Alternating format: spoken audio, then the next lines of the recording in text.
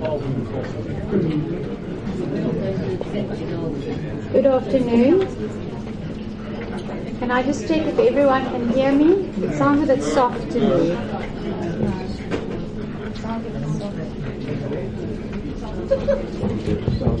Yeah, it's a bit soft.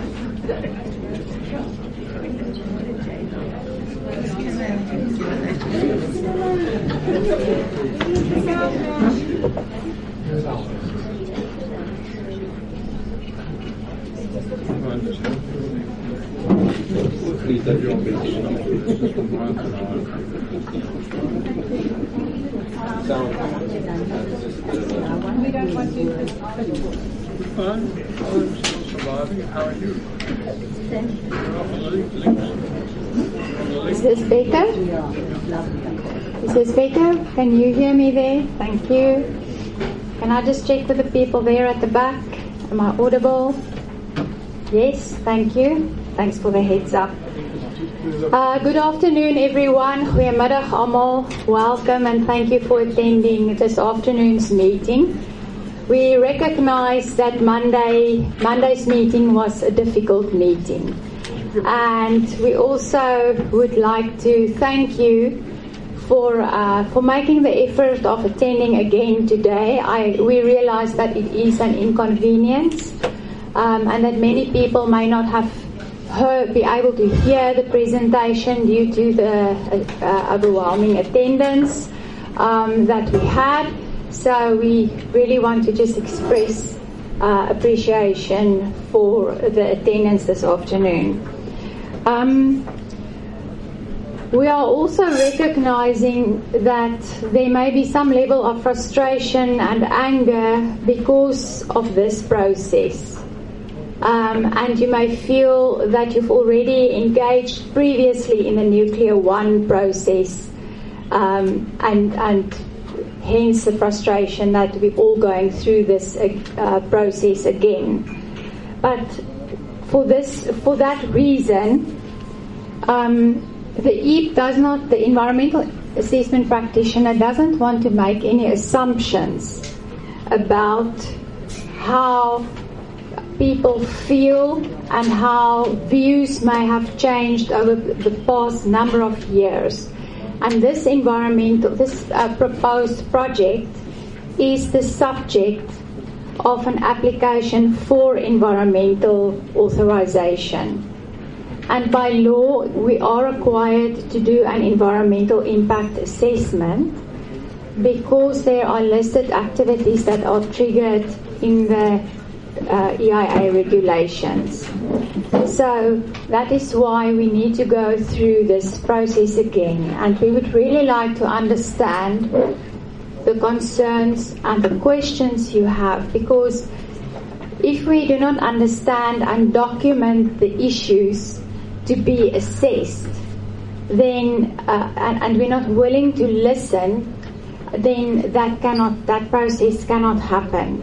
So I just want to emphasize that we are here today to listen. This is the first phase of the environmental impact assessment, the scoping phase, which means a lot of information based on what was collected during the Nuclear One process. Substantial information is available as baseline information, but a lot of circumstances have changed. Environmental and social context shifts have taken place, and it's important for the environmental assessment practitioner not to make assumptions about that, but to hear what the residents of St. Francis Bay have to say, and also other interested and affected parties. So before we start, I have 3 questions that I would like to put to the audience. And that is, number 1, is it okay for the room to continue with the meeting? That's the first question. The second question is that many of you may have been here on Monday. You may not have been able to hear the presentation, so I would like to know whether you would like us to go through the presentation, or shall we move directly into the question and answer session. And then the third question is, if we are willing to move forward with today's meeting, can we agree to do it respectfully and to be heard? Even though people may not feel the same and there may be differences, that's okay. We are here to listen and to document positive or negative issues, opposition or support, or any suggestions and questions. All the comments must be recorded and form part of the comments and response report, and it must also be provided to the specialists for evaluation. Because at this stage we are collecting issues and we may not necessarily be able to respond to all the questions, but we can document the questions, and then in the next phase, which is the impact assessment phase, the team will come back and present the findings and proposed mitigation measures. So that is the process, and it's not determined by WSP or the applicant. It is determined by the law, and we have to go through that process. So I just wanted to clarify that. So can I just get a sense from the room? Is it okay for us to continue with this meeting today? Yes, thank you. Is there a need for us to go through the presentation again? Yes. There's a hand. Can I just get a sense from other people? Okay. You have not been here. All right. So we will do the presentation. Can I confirm? We'll do it high level, if that's okay. Is there a way to do it very quick? Yes, we can do. Yes. So we will do it quickly. And then the language is English fine. Yeah. Can I just check with everyone? Ma'am? Is this being recorded, and will a recording of the meeting be available? Yes, the meeting is being recorded officially. We can make this recording available, and also the transcript. We are minuting the meeting as well. Samira is writing the minutes, and we'll also try and capture key issues here on the flip chart as we go through. Right, so thank you for that. And then respectful conduct, is that also all right with everyone? Thank you. Yes? Can we have a show of hands of who wants to listen to 20 minutes of nuclear information or get down to the question? Can we have a show of hands? Okay, there's a request for show of hands for those who want to listen to a 20-minute presentation. Is the presentation the same as the handout? Yes. Okay, so it's available. Yes, it's available. Right, so can I get an indication by show of hands? Okay. So I think in the interest... Who do you people work for? I'm an independent consultant. I've been subcontracted by WSP to do the facilitation of the meetings. It's the environmental assessment practitioner, so I'm just going to introduce the team quickly. So the applicant in this case is Eskom. And from Eskom's side we have Deirdre Herbst and Sadiqa Toffee here. And from WSP side, it's quite a team that you've seen outside. I'm not going to go through everyone's name, but the project manager is Ashley Strong, and Brian Hayes is supporting Ashley on this project. Sorry, who did you say WSP was? So WSP is a global consulting firm. There's engineering, earth and environment. We listed on the Toronto Stock Exchange as well.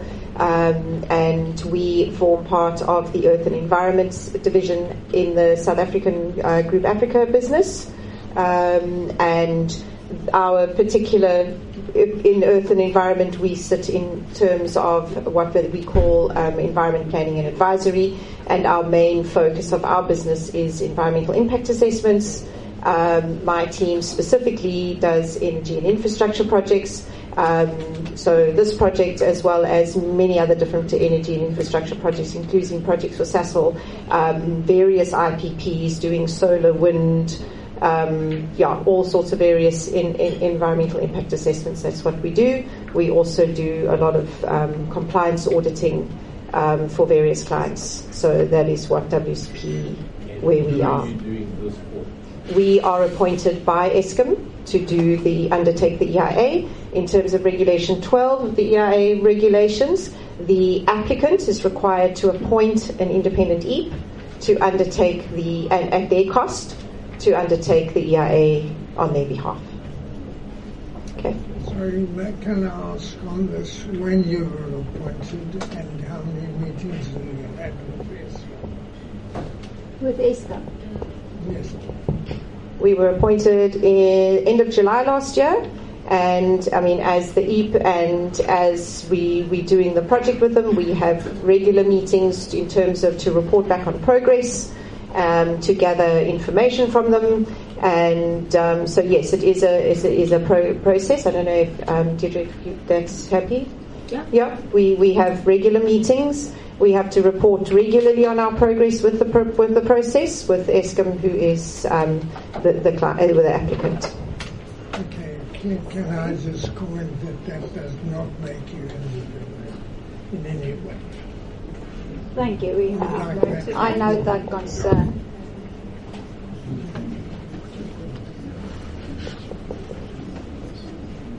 It's not a concern, it's a statement. Okay. Statement.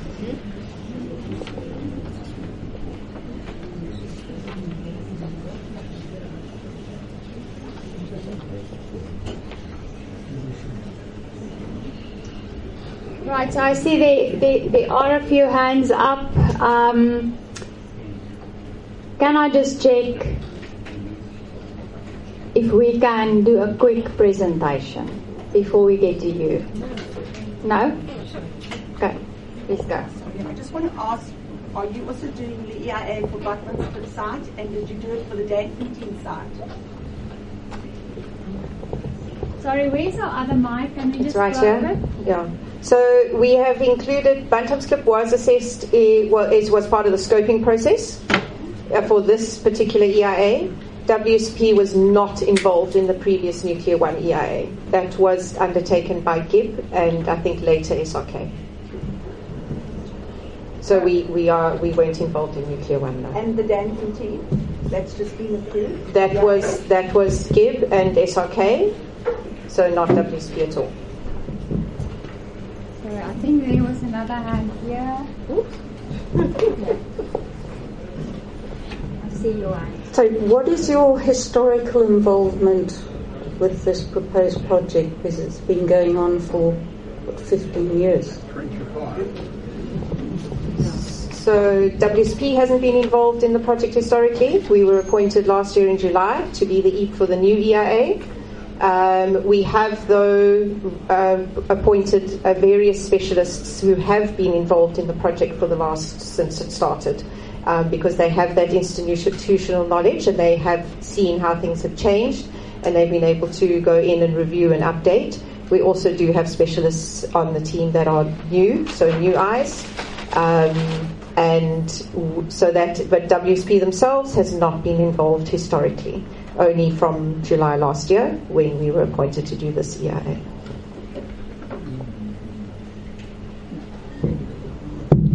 Can you give us a bit of background on any other energy projects you have consulted on?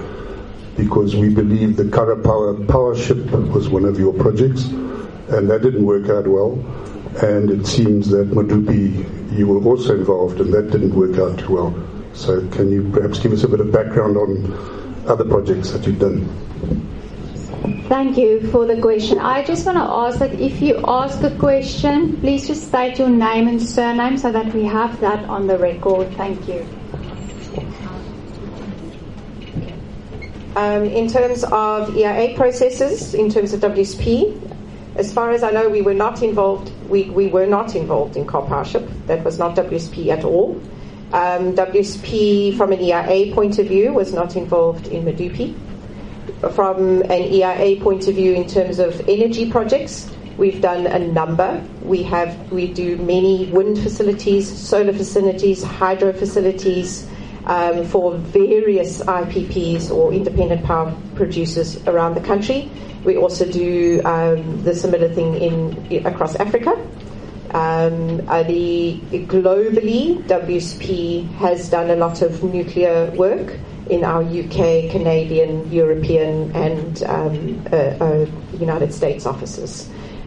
So there is a lot of institutional knowledge, but we have in South Africa done a lot of energy projects, all various different types of technologies. Thank you. Do you want to add to that?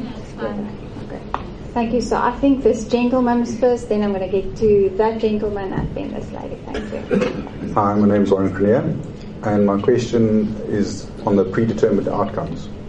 So at the pre-application meeting, DFE's own representative warned, and I'll quote from the signed minutes, that if an alternative is an issue from the word go, then that is regarded as a fatal flaw in the application. In the same meeting, Eskom and the EAP confirmed that Eskom just makes the 2039 deadline for Taspint, that Bantam Clip is impossible to have ready to meet the IRP 25 requirement, and that Eskom would prefer to only consider Tastepoint. On what basis can this scoping report claim to comply with NEMA's requirement for a genuine assessment of site alternatives when the preferred site was fixed before a single specialist study for this application was complete? So you're reading the minutes are correct. The process does qualify and is compliant with the NEMA regulations. The NEMA regulations require us to look at alternatives. It does not, alternatives such as sites, design, layout, technology, mitigation alternatives. We can look at any of those. The regulations do not require that there has to be a site alternative. We do many projects, wind facilities, solar facilities, various projects, mining projects, where there is no site alternative. So not having a site alternative is actually compliant. As long as you have some form of alternative that you are assessing, then it is compliant. Sir, I will get back to you. I have to move on. I'll come back to you. Is it a follow-up question? Okay. Is that okay with the others that had their hands up? Okay, thank you. NEMA requires a rational evidentiary basis for narrowing, not a pre-decision. The minutes show the rationale for dropping Bantam's Clip is grid integration and IRP 2025 timing. Eskom's operational preference, not an environmental finding. On which grounds is NEMA satisfied? So it is, you're quite correct. The timing for IRP and also grid integration are two very big issues that would make Bantam's Clip not be able to be ready for the 2039 readiness as such. We call it the NNR readiness and grid integration. We did, though, decide to look at Bantam's Clip anyway in the scoping report, and we did get all the specialists to look at it. We asked each specialist to pick their preferred in terms of their assessment at this stage, with all the previous information, all the new information they may have, the reviews that they've done, the site visits they've done, and 8 of them picked Taspint unequivocally, 4 picked Bantam's Clip, 2 picked Bantam's Clip but Taspint was fine too, and 11 were they were neutral in terms of either site was fine. So even from that point of view, and I think from a specialist point of view, they also picked Taspint. They also picked Taspint as preferred, just from a specialist point of view. So that, coupled with the already known limitations of Bantam's Clip, Taspint was preferred. However, I have to say that if the specialists had come back and said, actually, we all think Bantam's Clip is better, we would have then gone back to the drawing board and had to have recommended Bantam's Clip. But Taspint was preferred by all the specialists. So we now have put that as the recommendation in the report. It goes to the department, and the department will now decide if our recommendation is suitable from their side. they can come back to us and say, look at both. Thank you. Sorry, sir. That no. Okay, I mean, so this lady had her hand up. You can sir, I'll meet you. Thank you. Sorry, my question is not. What's your name? My name is Renee Royal. I'm also an E, but I live here. I've got a question which goes back a little bit. You know, in 2017, they ruled in favour, or they gave an authorisation recommending Doornfontein. So why is it that you're coming back and looking at Toastpunt? Because surely that one should be the preferred alternative, because back in the day they looked at I don't know how many alternatives. So the cost of, like, say, one nuclear project might cost billions or trillions. How can you look at two? You know what I'm saying? Why don't you do the Doornfontein first and then start again and look at all the alternatives again? But now you're kind of you're leapfrogging over Doornfontein, you're dropping Bantamsklip, and you're only landing up with Toastpunt. So which one is going to be built? Okay, so complicated answer, but not too complicated. Okay, so yes, there was Nuclear 1 EIA. If I remember correctly, Toastpunt was preferred in the Nuclear 1. I can't remember. So it was recommended. Was recommended. So Toastpunt, recommended by the consultants and Eskom, and then the authorisation said Doornfontein was the one, and obviously none of us appealed on it because Toastpunt was not the preferred option. Yeah. So Doornfontein was approved. Okay. Doornfontein was approved in 2017. Went through a whole bunch of appeals. The appeals were dismissed last year in July. It is now currently under legal review, but that aside. So in terms of the IRP, 5,200 megawatts are looked to be developed and operational by 2039.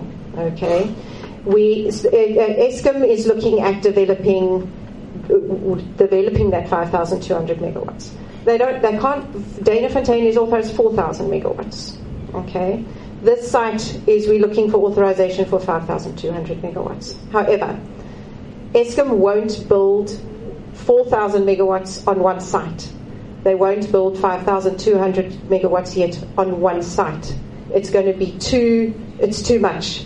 So they would split it and build on both Doornfontein and Toastpunt should it be approved. I think you did mention there are money, but how are they going to afford it? So which one will they choose? They will choose Toastpunt, because this is why you're doing all of this. So you're going to land up building it here, and you're going to drop Doornfontein. No, that's not the intention. So you're going to do Doornfontein first. The intention. So even if you listen to the Minister of Electricity Energy, Ramaphosa, you will hear that he talks about the nuclear program. The nuclear program is up to 5,200 currently. And they're looking to see if we would increase the fleet, because what makes economic sense in a country is to have a fleet of nuclear. Our intention is to do it in a phased approach, and like Ashley said, we can't be building 5,200 here and 4,000 at Doornfontein. The plan is to start at Doornfontein and then move to Toastpunt or to the second site. And because we can't be building 4 units all at once in order to meet the timelines, we need to maybe do 2 units at Doornfontein and 2 units here. And then as the program progresses and we're successful with the nuclear program, we will then add to Doornfontein to get them up to what they're authorised for, and on Toastpunt to what they're authorised for. So in all the studies, is there like an economic kind of program, like a specialist study, how all of this is going to be paid for? Because at the end of the day, there's only so much money coming into the country. I mean, this is going to cost billions and trillions. My fears are going to say, now we've run out of money for Doornfontein, we're going to focus everything on it. I don't buy that they can actually build 2. Yeah. So it's up to 5,200 that we need to build by 2039, and developing 2 sites makes the best sense, because you can't construct such a large power station on one site and get it done. So from the specialists can talk to the economic study that's done as part of this. In terms of how we would fund it as a country, what kind of funding mechanisms we would use, that is still something that Eskom has to look at, has to confirm, has to engage government, has to engage potential partners. So we're not at the point where we're saying this is fully funded. And remember that there's many authorizations that we need before we actually turn the first spade. One is EIA, the other one is the nuclear licensing process, which Sadiqa would talk to, and the other part is making sure that we can actually fund and finance the project. And also obviously the transmission line EIA, the construction villages EIA, 100%. all of that also needs to be done. Yes. Just in my mind, yeah. The fact that they can build one is huge amount of money for the country. The fact that they're now looking at two doesn't make sense. So we did a very similar thing building Madupi and Kusile right in parallel.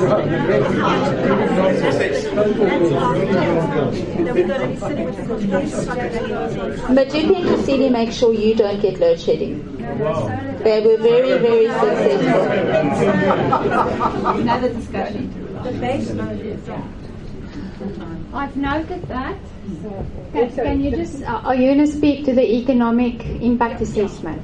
I can just say there is an economic assessment that has been identified. Obviously, there is a need for it, and that economic assessment will be in the EIA phase and in the draft EIA report. So yes, it will be looked at. Yeah. Thank you. So I need to ask permission here because I know this man had his hand up, but Trudy has a follow-up question. Can I ask her to go ahead with her follow-up question? Thank you for your patience. I see the other hands. I'll get to you. Thank you. Thank you. As a follow-up for Eskom, so are you going to keep on moving the goalposts? Because your previous environmental impact assessment was for 4,000 megawatts. Now you say, no, not anymore there. You don't want 4,000 megawatts there, but let's see if we can get 5,200 megawatts here. That's not how environmental impact assessment works. So you lied to the public previously in your 4,000 megawatts. Now you carry on. You want 5,200 more on this site. Can Eskom just tell us what they want? Because it seems like they are dictating the terms of an environmental impact assessment that is not correct. Then the previous environmental impact assessment should be thrown out because it's not what we assessed. We assessed 4,000. Eskom cannot now decide, oh no, let's change the goalpost, because that's what, as a public, we feel you consistently are doing. No, it's fine. Just, no, it's fine. So, Trudy, I mean, you read every single line in every single report. So you remember from the first nuclear process, we were actually looking at the IRP at that stage said 9,200 megawatts was the country's plan. The integrated resource plan has changed a few times, and that's the policy that guides us. Currently, the 5,200 is in the integrated resource plan, which was published last year, I believe, 2025. So we align ourselves with country policy, and the country policy says 5,200. So it's not about changing our mind.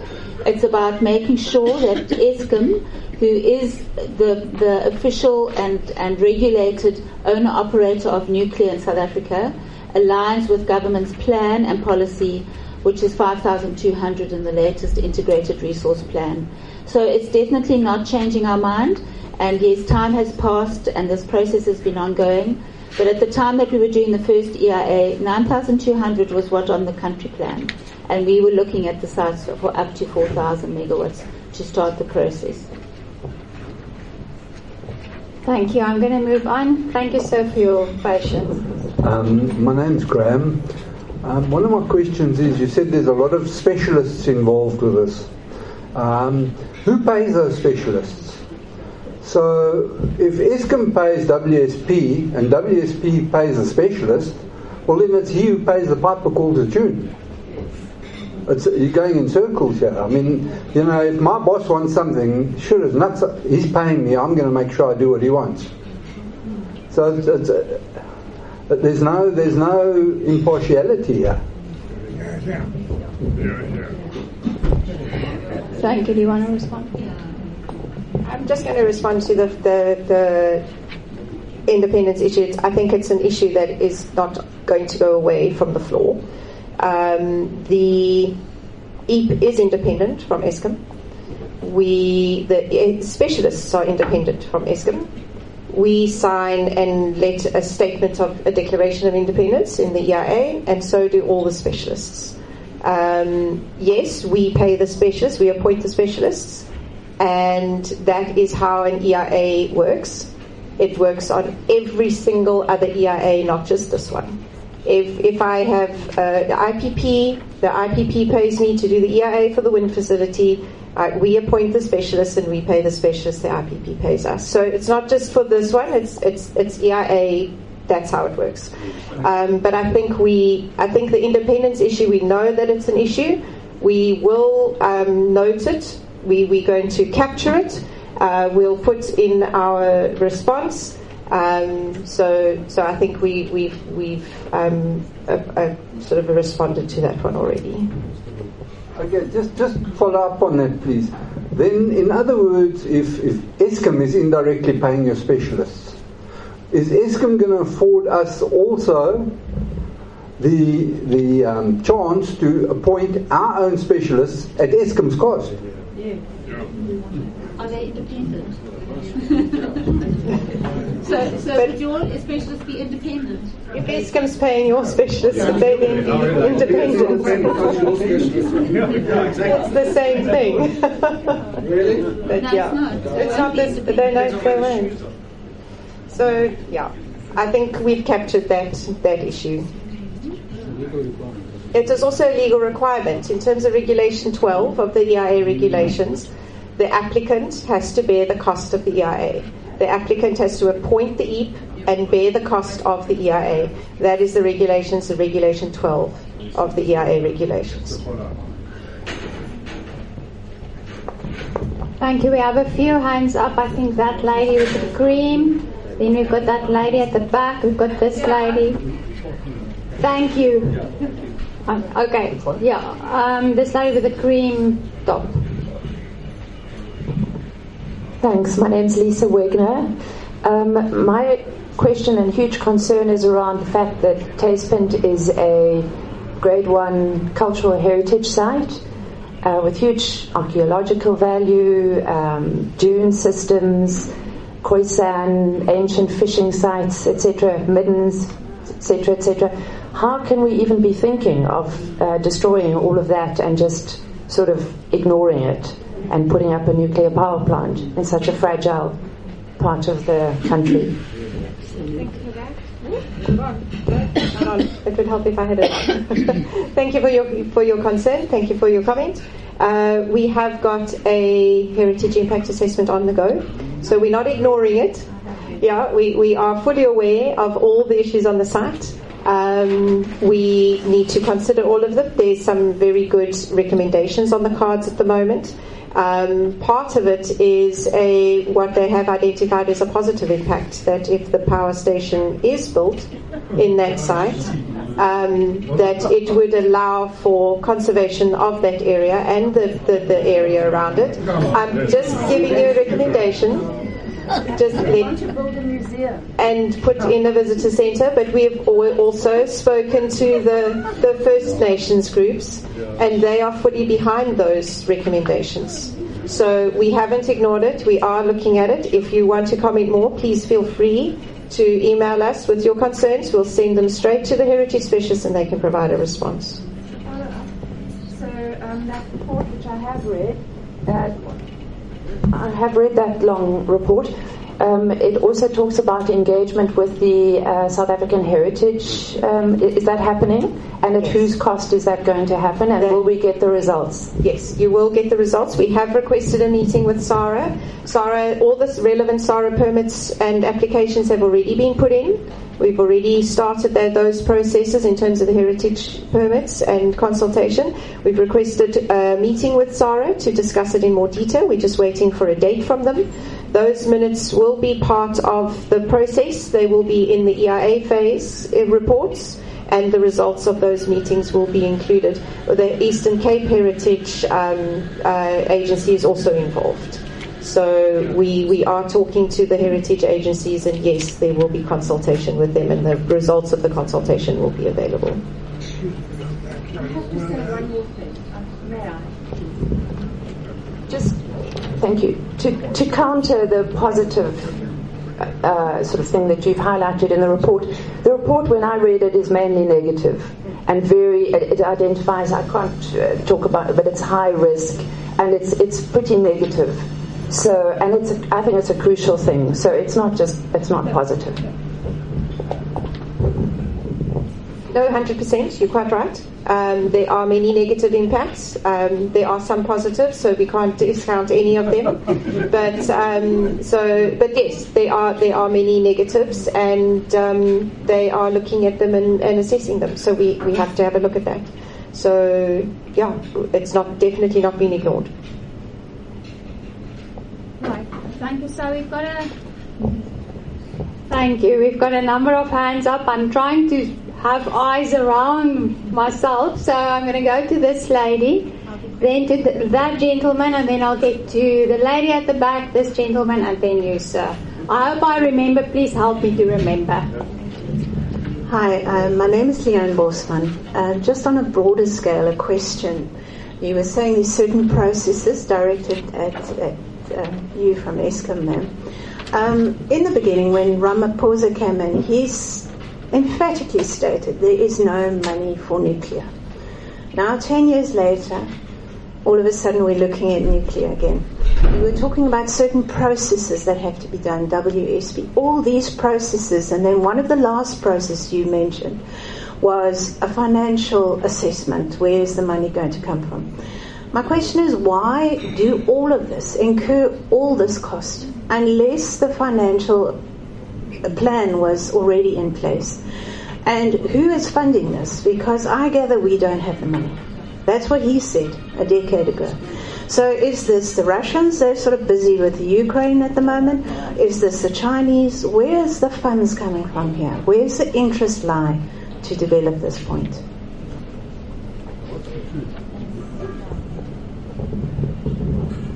I was thinking so much while you were asking the question. I hope I get the answer right. So what you need to remember is 10 years ago, and maybe people weren't looking at energy as broadly as they are now, we are shutting down 8 gigawatts of coal plant by 2030. So it's coal plant that is more than 50 years old. So it has come to what we call the end of life.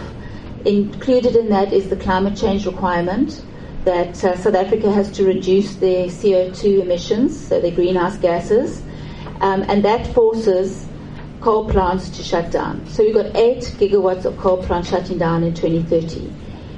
Now, when we started building Medupi and Kusile, we were already too late to start those power stations, and we felt that impact as South Africa, because if we built Kusile and Medupi earlier, if we had done all the upfront work that we required to do on Medupi and Kusile, we wouldn't have had the delays that we had with those two stations. But we had to do them quickly and not with a lot of preparation up front. So the real crux of the matter is that actually solar is a really good part of our energy mix, but it doesn't, you need a mix, and you need a base load, and you need the renewables on top of it. Gas is a requirement in terms of having a transitional between the base load and renewables. So it is never that you only need one kind of energy resource. And it's the 8 gigawatts that we're shutting down in 2030, and then another 2 or 3 in 2035. So what they're looking at now is the potential to extend the life of those coal-fired plants, because we're not going to be 100% ready, and if we don't, then we might also start getting into a situation where we just don't have enough power. So it really is the consideration of how does South Africa get economic growth when we do not when we're energy poor. So if you want to grow the economy, you want to make sure that the opportunity to grow is there, you need electricity. You can't do without it, and if you need big industry to contribute to that, then you need the base load to contribute to that. So you would have seen in the newspapers the deals that we've done on the smelters to keep the smelters going. It would be worse for the economy for us to allow the smelters to shut down than it would be to have this agreement that there's a lower cost for the smelters, which allows them to continue and means that we've got money coming into our economy. So when they do the sums, and I'm not an economic person or financial person, but when they do the sums of saying, do we give the aluminium smelters a lower price so that they will continue operating in South Africa, or do we just say, sorry, we can't help you? When they do the sums for that, it is not good for the South African economy. So Ramaphosa might have thought 10 years ago that nuclear was too expensive, but when we start looking at what the energy mix is and what we need for South Africa's economy to grow, it becomes a different response. So the integrated resource plan looks at that. It looks at what do we expect the economy to have, a low energy requirement, medium and high. And then they base their plans of electricity supply to supply the needs or what they anticipate the needs for the economy will be. And we need to find the funding for it. Sadiqa, if he gets a chance to talk on his presentation, but Sadiqa talks about a plant parameter envelope, which is the technology and what the technology needs to look at.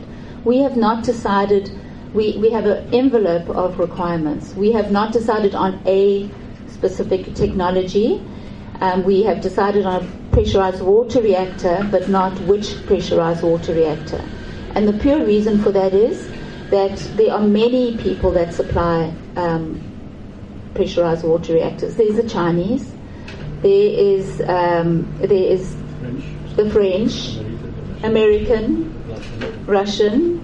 So there are many countries that would then be able to tender for this project and stick it within the parameters. So there's no intent to just go to Russia and say, Russia, you come and help us, or to China, etc. But they certainly will get an opportunity to tender. I'm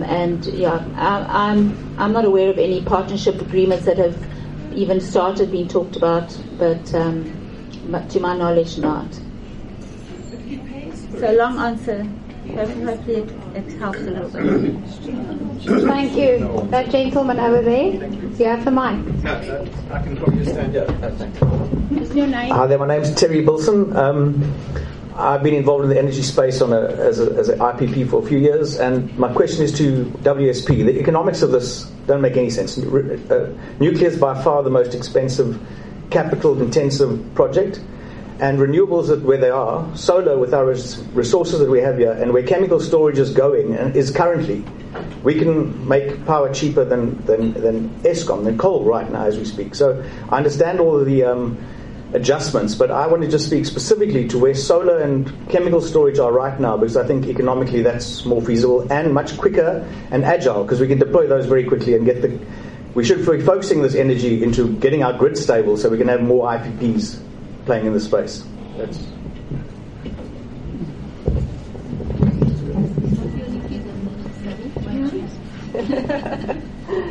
Yeah, so there's definitely, I mean, solar and wind and renewables are a great idea for energy. We've actually done quite a detailed pros and cons of all the different ones in, I think it's chapter 6 of the scoping report, where we've looked at all the different types and pros and cons of all of them. There are many pros to solar. There's cons to solar. We looking at this power station, that there is a requirement for base load on the grid.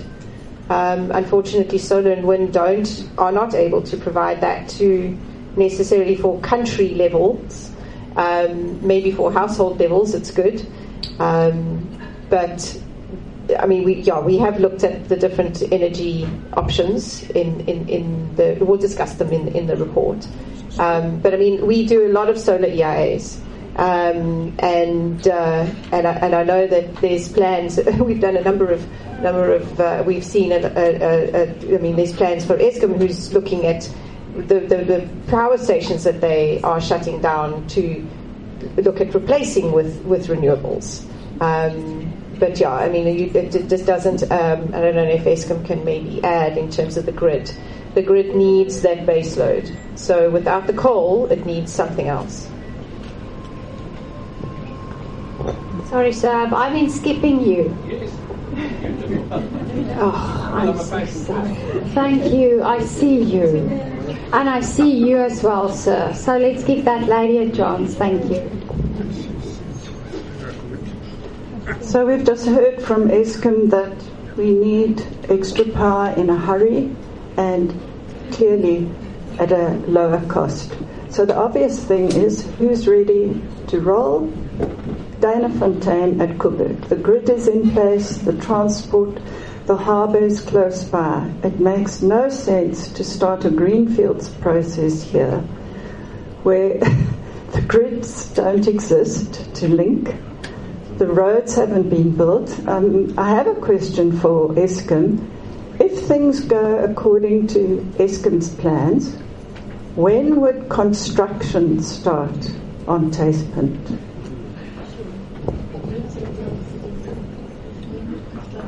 If your plans go ahead as you wish, when would construction start?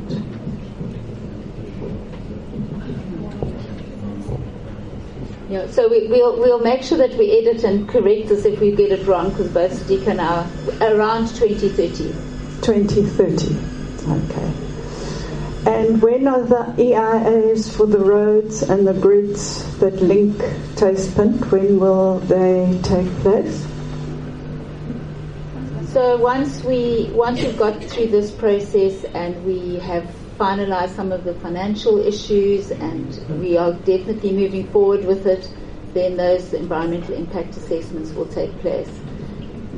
Okay, and then the other question is, it's since the 1980s, Eskom have known about this site, and there was supposed to be oversight that that development did not occur as much as it has.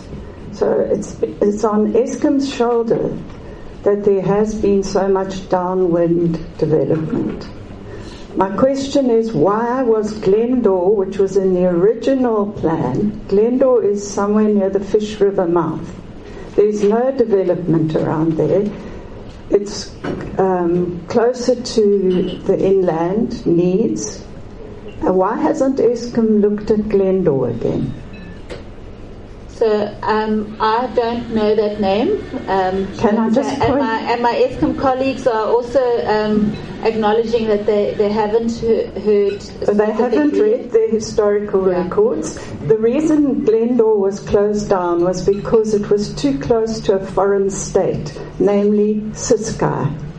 So I think Eskom needs to look at its history and work out why it hasn't gone with more sensible decisions. There's no great big sand dune or tourism or chokka fishing to destroy, which will happen here. Okay, thank you. We'll look at that. Thank you. Thank you very much. I think this, so you again, and then we'll need to you first. Shop. Hi, my name is Petrus van Straat and I'm a civil engineer specializing in geotech. I just want to add to what this lady said there next to me. There's lots of, anyone can just Google and have a look.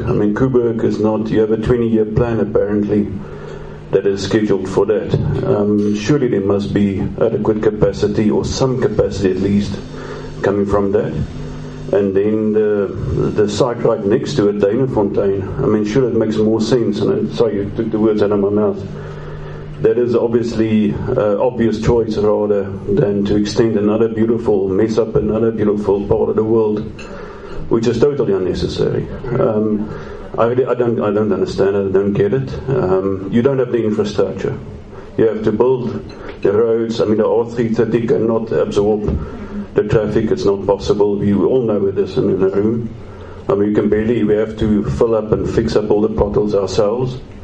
So you're going to mess up another part of the world to get access to that site where you already have access to Coburg and Danafontein and other sites. I didn't even know about this in Glendor. Thank you for that. But I think with all due respect, Eskom has to go and do some serious homework first and have a look what is available. And just, as a consultant myself, mustn't all just look at our own pockets. Just think about environment first. Thank you. Thank you for your point, sir. We've got that. It's this gentleman, then that young man in the black that's been so patient. Thank you. My name's Warren Cornier again, and I'll keep going back to this Appendix J minutes, right? So the minutes say, on record, that Mr. Hab stating Eskom is engaging internally to see how Eskom can assist with the provision of a specialist on the nuclear side, with the potential support from WSP Global to see if they have independent people to assist the DFFEI. So what I want to know is whether or not that offer was accepted. Can the EAP and Eskom confirm on public record that no advisor, consultant, or contractor funded or procured by the applicant is currently embedded, seconded, or advising the DFFE's assessment team on this application? And if such an arrangement exists, will it be disclosed in the final scoping report, together with the terms of reference and the remuneration?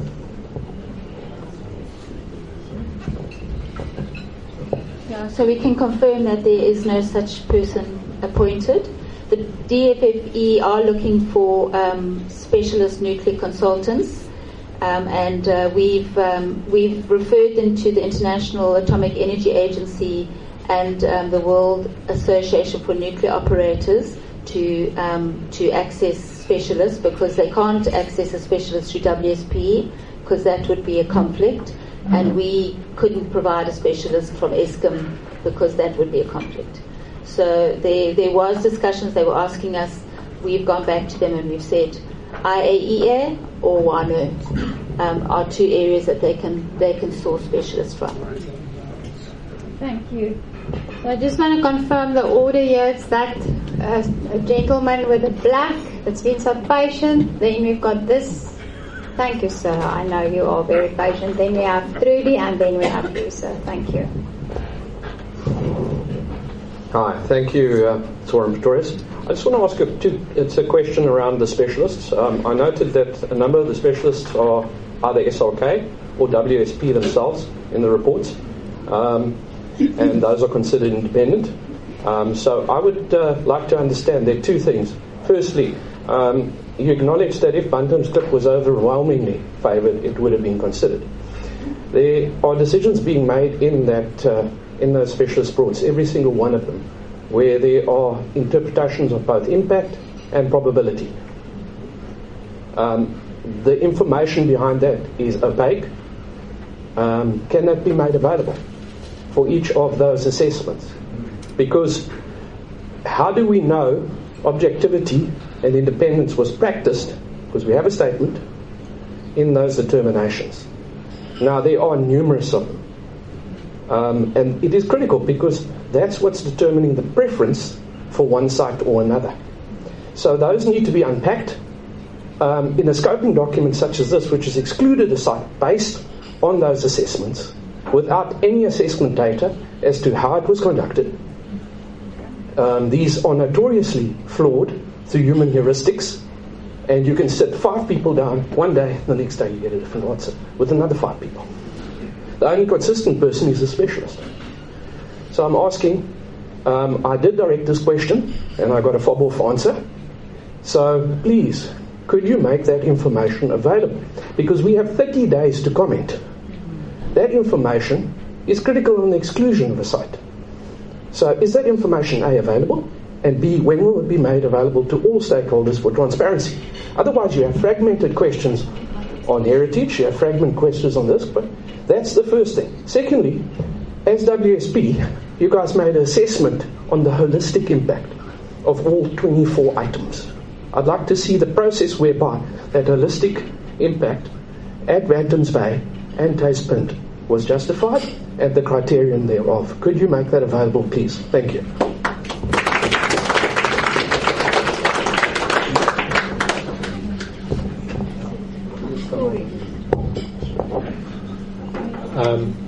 All right, some good questions. Sorry, Brian Hayes. Question, it was a request for information. Okay, all right, absolutely. information will be made available. And at this stage, if you go into the specific specialist reports, so we've got the scoping report where there's a summary provided, but then there are the specific reports as per each specific specialist. So we also need to understand this is a two-phase process. So the high-level assessments are taking place during scoping. Now, in scoping phase, the specialists have not yet gone through detailed modelling, detailed assessments as yet. So it's a high-level screening. So the detailed assessments are undertaken in the EIA phase, and a lot more detail will be provided there. And also in terms of, there's a consistent methodology, significance methodology method that is being applied. So if we assess it for Bantamsklip, the same methodology is applied for Tasman. And that goes for every specialist in which they all apply the same significance assessment methodology as well. And that methodology is already available. So you can have a look. They've included it in each of their individual studies reports, as well as I think it's outlined in Chapter 2 of the report. I think it's the S&ER process chapter.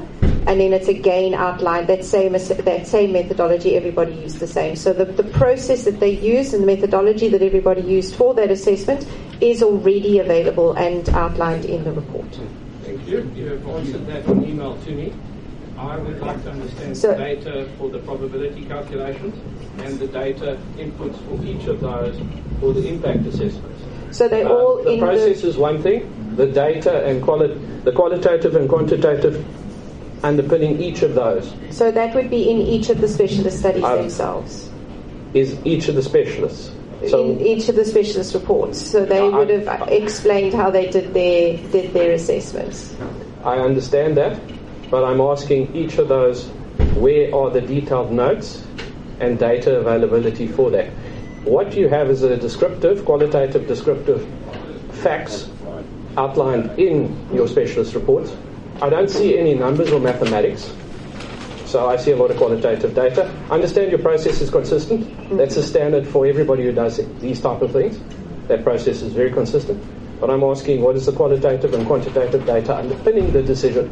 Because you have excluded, prior to the EIA, you have excluded the site based on that. So I just would like to see the information. And I would also like it acknowledged if it is a specialist's opinion, which is critical, because one specialist has one opinion, another has another. So that is not clearly undertaken. And again, I would just like a clear answer on the SRK and WSP's reports, because SRK was retained previously. Thank you. Yeah, SRK was involved in the previous process, and we did appoint them in this process because of their institutional knowledge and all the information that they do have at hand. So that's why they were there. We did receive all your emails. We've responded with one email for now because it is going to take us some time to get back to you on all of your questions once we get back to the office. So we will reply to your queries and provide you with the responses. Thank you. I noted there's 30 days, so that's a lot of data. That's a lot of data. So timeline on this is critical. Thank you. So let me just inform you of one thing. There will be an email going out later today. We received an approval of an extension yesterday, and the public review period will be extended to the 25th of May. 25th of May. Thank you. I appreciate that, but could you still commit to a timeline, please? Yeah. So we will be to supply data. Yeah. We'll get back to we need to go through all your emails and see what's there, and then we will need to obviously obtain it from the relevant specialists and let you know what we can get hold of. This gentleman's been. Thank you, sir. You've been very patient. I see your hand. I'll get to you. Thank you. Thank you. Name Hilton Thorpe. I'm sitting here waiting to raise the point that Shirley Cowling has raised about the possibility of a site somewhere between Port Elizabeth and East London, which was illuminated very early on because of this 100-kilometre rule. That has fallen away, and I cannot see any reason why Eskom should not have gone back over all these years, knowing perfectly well that they don't have a good site for a nuclear site, because there are problems in all of them. So that 100 kilometre thing should have been addressed, and you should have gone back to look at whether it's Glen, whatever it was, or other places around there. That was what I was going to ask about, but it's been dealt with. So may I just raise a couple of other things? One is what I said on the last meeting. I can see no reason for having this process that's going on at the moment until such time as the viability of the Tasepunt site has been properly considered and responded to by the nuclear regulator. If the place is not viable, and in terms of any sensible interpretation of the international norms, it isn't viable, then what's the point of going ahead with all of this? It seems as if the government and Eskom are completely deaf to everybody's comments and doing absolutely nothing about it. The other thing that I was going to add as well is an omission from the scoping report. Eskom very cleverly looks at the transport requirements and all the associated infrastructure that's going to be needed, quite rightly. What they never say a word about is what is going to happen to the uncontrollable influx of, shall we say, unqualified job seekers who are going to come into this area as soon as there's any indication of this thing going ahead. And we will be completely swamped, as Mossel Bay was with Mosgas, with people from all over the country, especially Transkei and Ciskei. We sympathise with their situation and their predicament, but it's not going to help to flood this area with people who can't be employed anyway, because we already have an unemployment problem here. So I think it needs to be stated clearly that should be included in the unplanned influx of people must be accounted for in the EIA as well. They've only accounted for the planned influx. Thank you so much for your comments. We've captured the first two, and then in terms of the unplanned influx, it actually, has been identified by the social specialist as an impact that they will be doing more detailed studies on. I'm glad you've got another social impact specialist. The first one. I see your hand, Trudy. Trudy is next.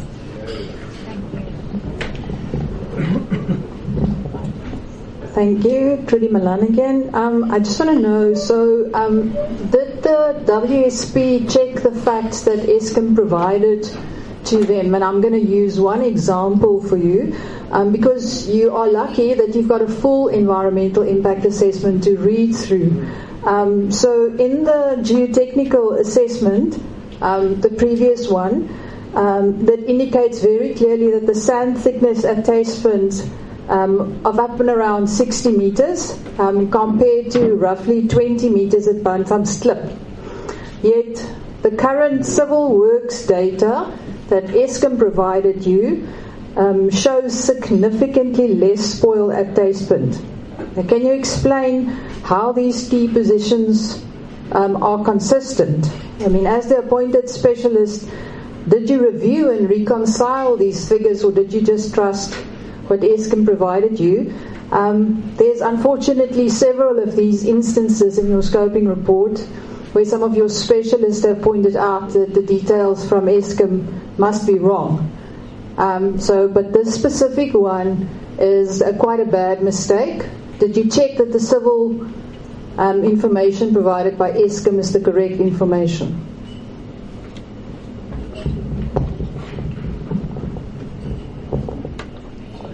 Thank you. Thanks for that, Judy. Let's switch on. Yeah.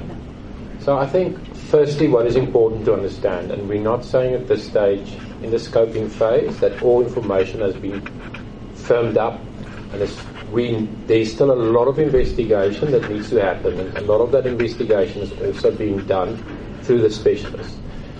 All information as obtained from Eskom is verified. It has to be done. If we don't verify that information, we then could be applying the wrong information in terms of assessing what is the extent of impact. So that is being undertaken. There are numerous workshops that are being held by specialists, between specialists and us, and between specialists and Eskom and the rest of the team. So it's critical that that information is correct. So yes, in short, we are verifying it. But I also want to say, remember, we're still in the fact-finding stage of the process. So it's important that we highlight also we still have shortcomings or gaps in information that need to be undertaken and assessed, and that will also be presented in the scoping report and then ultimately taken through to the EIA phase of the project. Sorry, I just want to follow up. I want to say this is a massive mistake, because you are basing a scoping study where you're scoping out a site. And in the civil detail that Eskom provided you, there's a mistake that can be refuted in current scientific studies. That's a huge mistake. I'll note the point.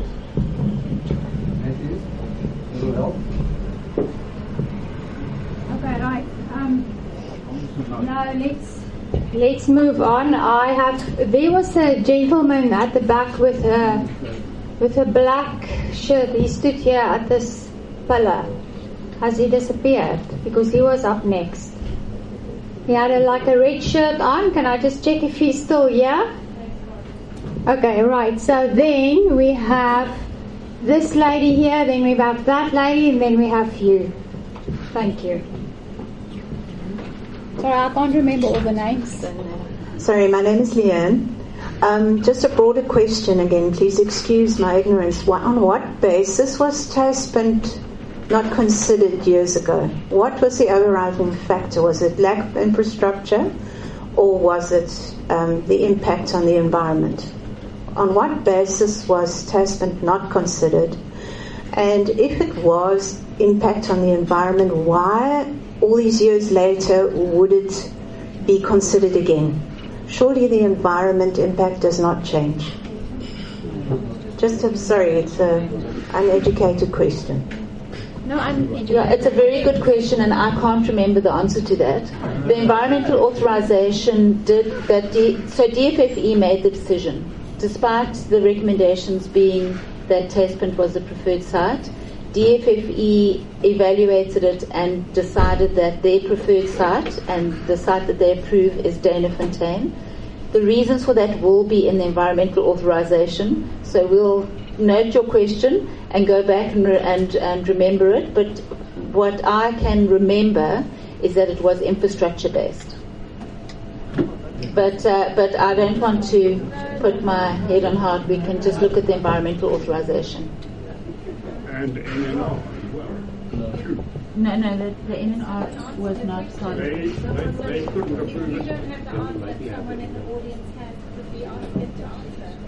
Yeah. If they're sure of the answer, is fine. Is there someone that can provide an answer in the audience? Follow up to that. Yes, really nice. Okay, I think just give Trudy the mic.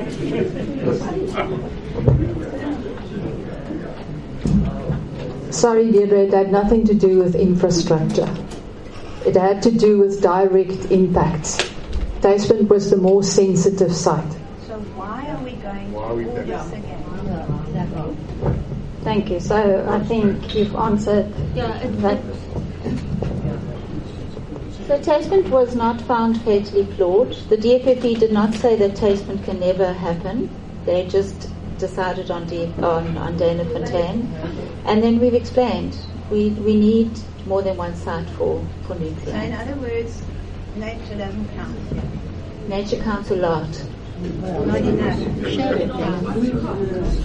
Okay, thank you. So we've got that point, and I just want to remind everyone that we are recording the meeting. All the comments are going into the comments and response report and needs to be considered as part of the evaluation of the specialist studies and ultimately the recommendations of the EIA. I see your hands there at the back. So I see your hand. I need to move to this lady here first. Thank you. Thank you. My name's Jane. I have spent time, I've gone into the informal settlement and just spoken to a few people. And a lot of people have already moved here because the message has gone out there that there's going to be lots of work. So now I have a concern because none of them have been told that there's a skills gap, that they most probably do not fit the criteria of a skilled worker. They also do not know about the vetting processes that they're going to have to go through, and they also are not aware that these are not forever jobs. So we're already sitting with that influx, and that, I'm afraid, is down to Eskom at this stage. And all this preferred site, it's happening already. So Eskom should be protecting us already, I believe. Then I've read things, but there's nothing about a workforce demobilisation plan, and nothing to do with the shadow population that's going to come in. For every one worker, we're going to get a family. So what happens then? Who's going to make sure that they go home? Yeah. And then also, I believe that we're entitled to see a cumulative infrastructure stress test. Really, because it's one thing for Eskom to have their little villages, but we've got this massive shadow population that's already here. And every time something goes out in the press that here is a preferred site, another busload arrives. So what is Eskom doing to protect us now, let alone in the long run?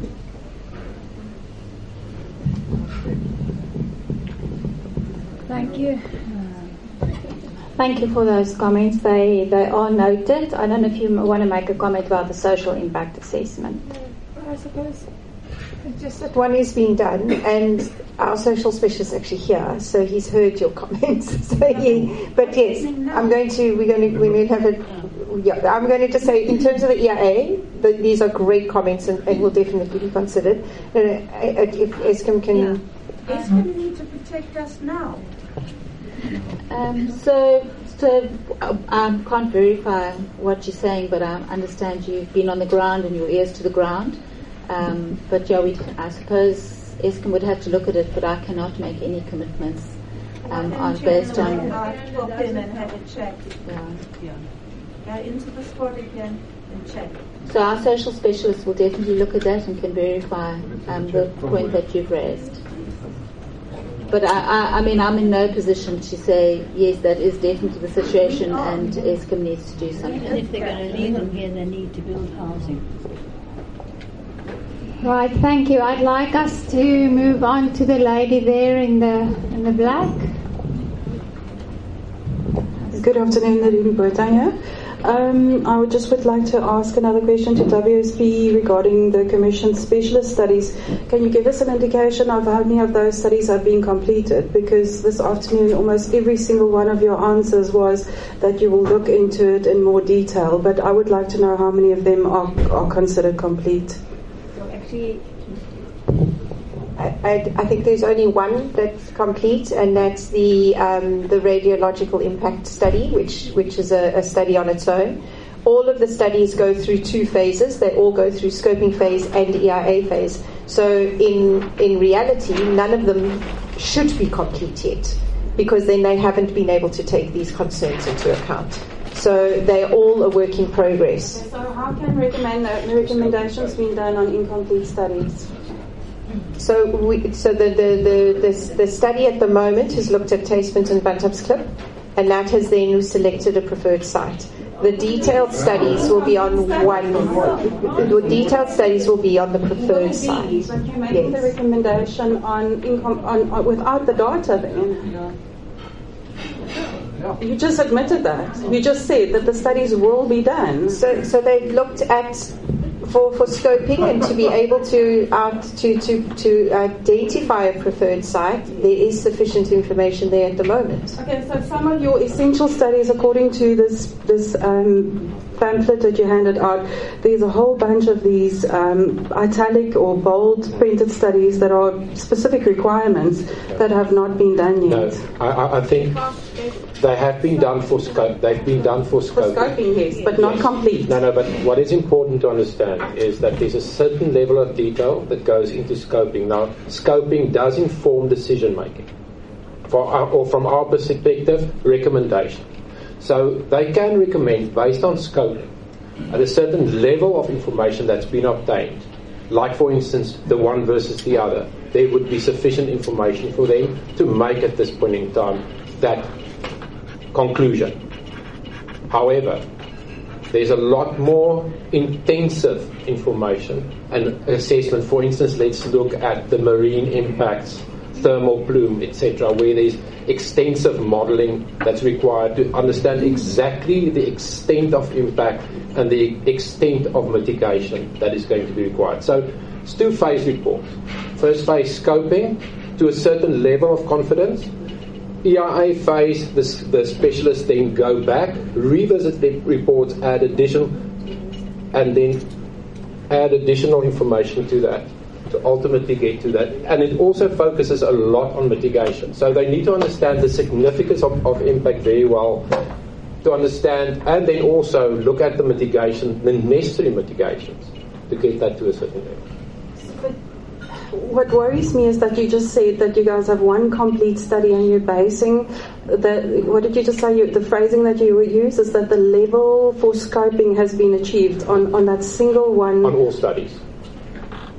Okay, so the incomplete studies, will we not have information on those? Will we not? Scoping studies are all done. The scoping studies, yes. They're all complete. Yes. Now, from scoping, they move into EIA phase. Yes. It's a new study where we do the detailed assessment. I can see that you're getting irritated, but but my problem is that as a community, these are things that affect us directly. It does not affect anyone at Eskom. And what we're asking is that we would like access to these studies, and but they're not even completed. So our period of objections are finishing now on the 25th of May, which is, what did we say, 3 to 4 weeks from now. But those studies haven't even been completed. But so we would like all the information before things move forward, and you trying to say that you're basing those on. I think all the scoping studies are available. They're part of the project. All the project documentation that you have access to, either through the website or the data feed. So the scoping reports for every specialist is there, and you have access to them. So when was Bontham scoped out? When was that scoped out? So that is at this stage our recommendation to scope out based on the scoping phase assessment that were done by the specialists, and not just that's one of the arguments for scoping it out. Obviously there are other considerations as well, like the integration into the grid, which is also substantial, the readiness aspects in terms of site readiness, which is another argument. So we look at all of these collectively. So that was scoped out last year before? No, it's in the scope. This is now the recommendation that we're putting forward in the scoping report, which the FFE still has to accept and approve. So we're recommending it, and on the basis of that, the next phase, we then go into the detailed assessment with the EIA reports and the final detailed reports focusing on Taspent only. So we're recommending it, but they must still approve it. So the specialist the decision hasn't yet been taken. So the 11 that abstained read the existing reports of Taspent and said, "Oh, it's a bit dodgy."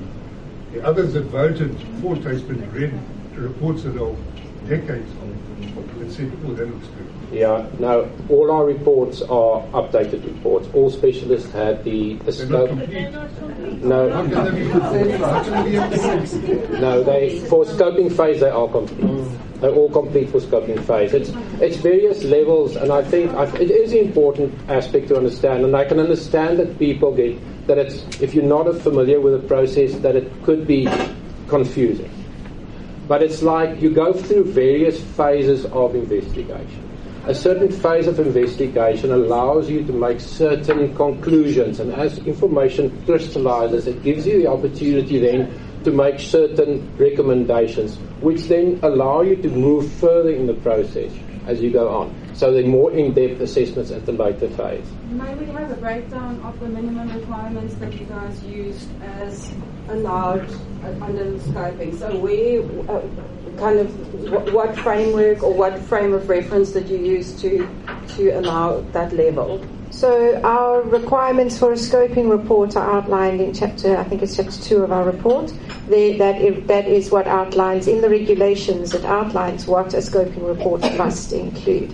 And in the regulations, it allows you to scope out various alternatives so that you can focus your detailed studies on a preferred alternative or have other alternatives. For example, here we now have a preferred site, but there's various other alternatives that the specialists now must go in and assess, like cooling water alternatives or layout alternatives or mitigation alternatives or various different alternatives. They also have to look at the no-go alternative in the next phase. So does that mean that the decision on this site can't happen until the scoping has happened on all The decision on this site can't happen until the EIA phase is finished. So it's a two-phase decision. How is the scoping of other sites linked to scoping on or recommendation on this? So the recommendation of this site is essentially the recommendation at the end of the scoping phase. That has to be decided by the department. They have to approve or not approve our plan of study for EIA. So scoping on other sites has no effect on the application on this EIA. Sorry? Your scoping and your specialist studies on the alternative sites has no effect on this application. Then. Yes, it can, because the department can look at our scoping report and come back to us and say, well, actually, we want you to look at both sites in the EIA. They can come back and say that. They can say, we agree with your recommendation, go ahead. Or they can come back to us and say, do both. So it's our recommendation from the level of study that has been completed to date, following the scoping process like we're required to do, looking at what alternatives we're recommending to put forward, and to detail and focus the detailed studies in the next phase. The decision on tastament would necessarily only happen at the end of the EIA phase. So if the DFFE come back to us at scoping and say, well, sorry for you need to go back and do detailed studies on bantamsklip and tastament, then that's what we're going to have to do. And then the decision on the preferred site would be made when we submit a final EIA report. Okay. But we have said at this point, we've recommended that this is currently the preferred site, the most feasible and reasonable at this stage. How long has your specialists had to draw up their report? So we're jumping the queue a bit. We're going to take that question, but this man had his hand up for a while. I just want to say that no final decisions have been taken. So So the comments that we collect today and in writing, it will be put forward to the Department of Forestry, Fisheries and the Environment. And then after scoping, there will be another round of consultations about the impact assessment phase. So this is not the last opportunity for comment. I just wanted to stress that. Thank you, sir. You may go ahead.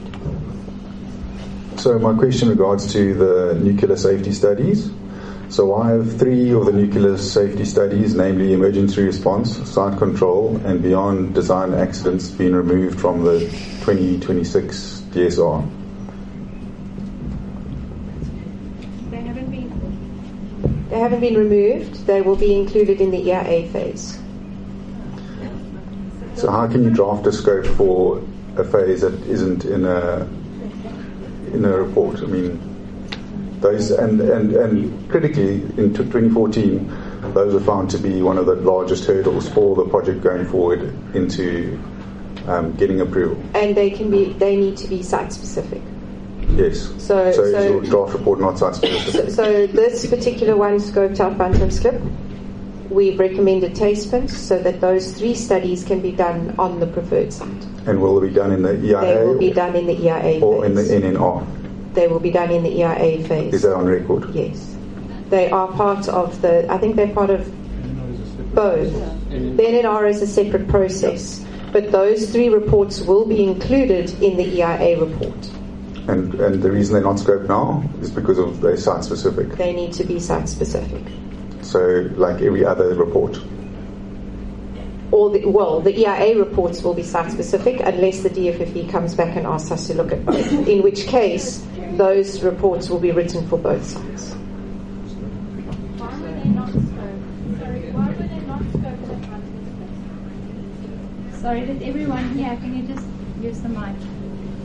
And state your name, please. Sorry, Jackie Sauer. Why were they not scoped for at Bantamsklip, but they will, if it's site-specific, every single study is site-specific. Yeah. So you need to then have a look at that. Those 3 reports are EIA phase studies. They would need to be done for the sites that are looked at the EIA phase. They don't have there's no leaning on those reports because they're specific to a site. So if Bantamsklip and Taspint have to be done in the EIA phase, they will be done for both sites. But they're separate reports, one for Taspint, one for Bantamsklip. So it's not a study that can pick a preferred. Follow up on it. Can I follow up? Yes, Emma, can I just quickly, before Judy goes ahead, get a sense of where the questions still are? Everywhere. Okay, so all right. So we'll follow a process then after Trudy's question. Okay, so it's very scary here because it seems like this draft scoping report creates a feedback loop where the prior administrative advancement of Taspint is used to justify further advancement, while the absence of equivalent processes for Bantamsklip is used to exclude it. So you say Taspint is the preferred site because it's more ready, but it isn't that readiness. But isn't the readiness simple because you chose to advance all the approvals there and not at Bantamsklip?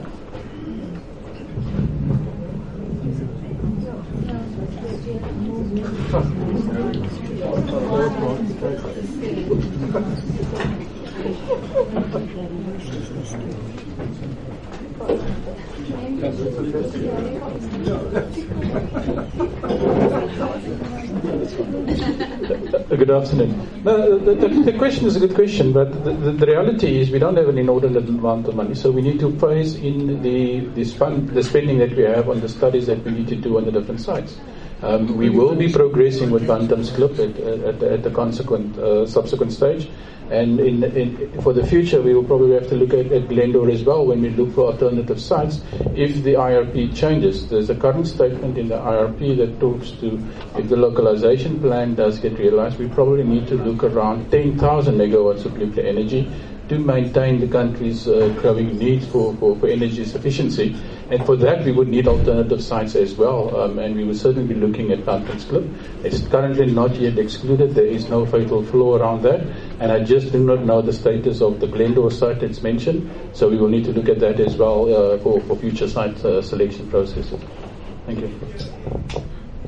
Thank you. So can the people who have hands, who wants to still ask questions, raise the hand? So it's this lady, that lady. So we here. Can I see here? There are still any hands here? So you have a hand, and then that side. Okay. So yes. So actually, you are first because you've been having your hand up for a while. Oh, me? No, that young man next to you. Before you ask this question, I just want to mention that I've been informed that the venue needs to prepare for another function at 4:00. So we unfortunately have to be finished by 4:00 with the meeting today. Thank you. Okay, my name is Mike Wiley. I just thought, I think when you guys leave here, you're going to I'm sure we'll be thinking, boy, we must probably Eskom made a really bad decision in coming to Tastepoint and making Tastepoint their preferred. I mean, there are just so many reasons, and you hear a lot of knowledgeable, really intelligent people giving you all this stuff, but you don't really want to hear too much of it because obviously Eskom have told you to come and get the EIA for Tastepoint. So would it help you guys if we got a court interdict, or our lawyers, through Trudy, get a court interdict through senior counsel to stop the process in its tracks and let you guys start again and make eventually the right decision, even if it takes another 5 years? Because this just cannot happen at Tastepoint. I mean, Tastepoint either the court interdict will ask you either go and investigate everything again from scratch, or we investigate everything, but it's so clear that Tastepoint shouldn't be here. Just chuck it out.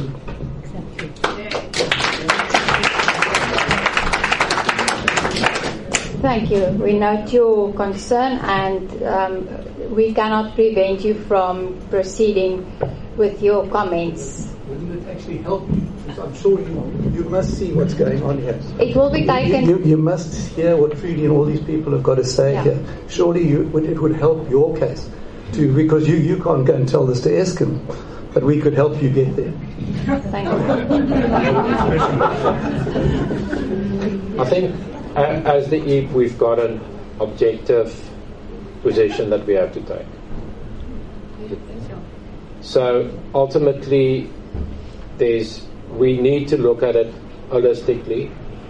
Your concerns very critical, and they have to be taken into account in the process, but also we need to look at this stage our focus is on the factual information that we obtain, that we then pull into our process, that we get assessed by our specialists. Remember, at the end of the day, we're not getting an EIA.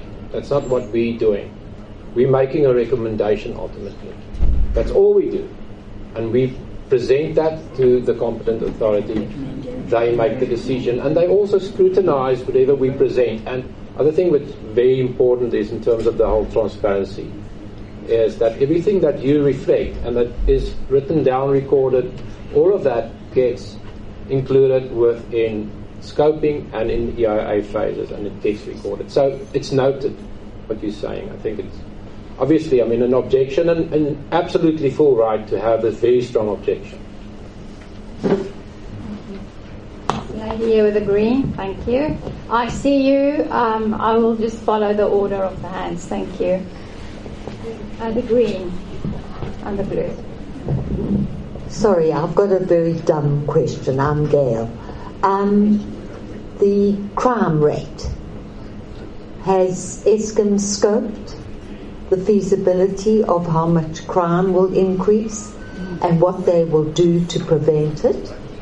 One, and two, I believe from reading that medical aids, many of them, I don't know if all of them or not, I'm not educated enough about that, will not cover the costs of the medical side effects that can happen after the nuclear installment.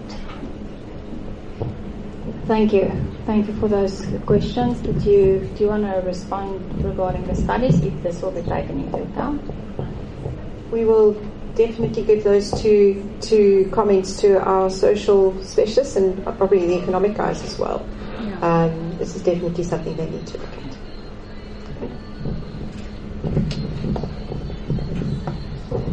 Yes, it's Lisa.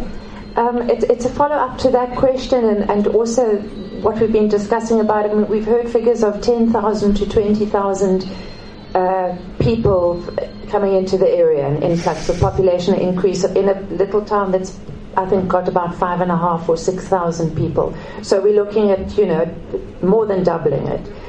And with that comes a need for clinics, hospitals, schools, not to mention the roads that are absolutely dreadful. We've talked about this, but who pays? Is Eskom going to pay for all of these services that need to be provided over a period of 13 years, from now until 2039 when it's built?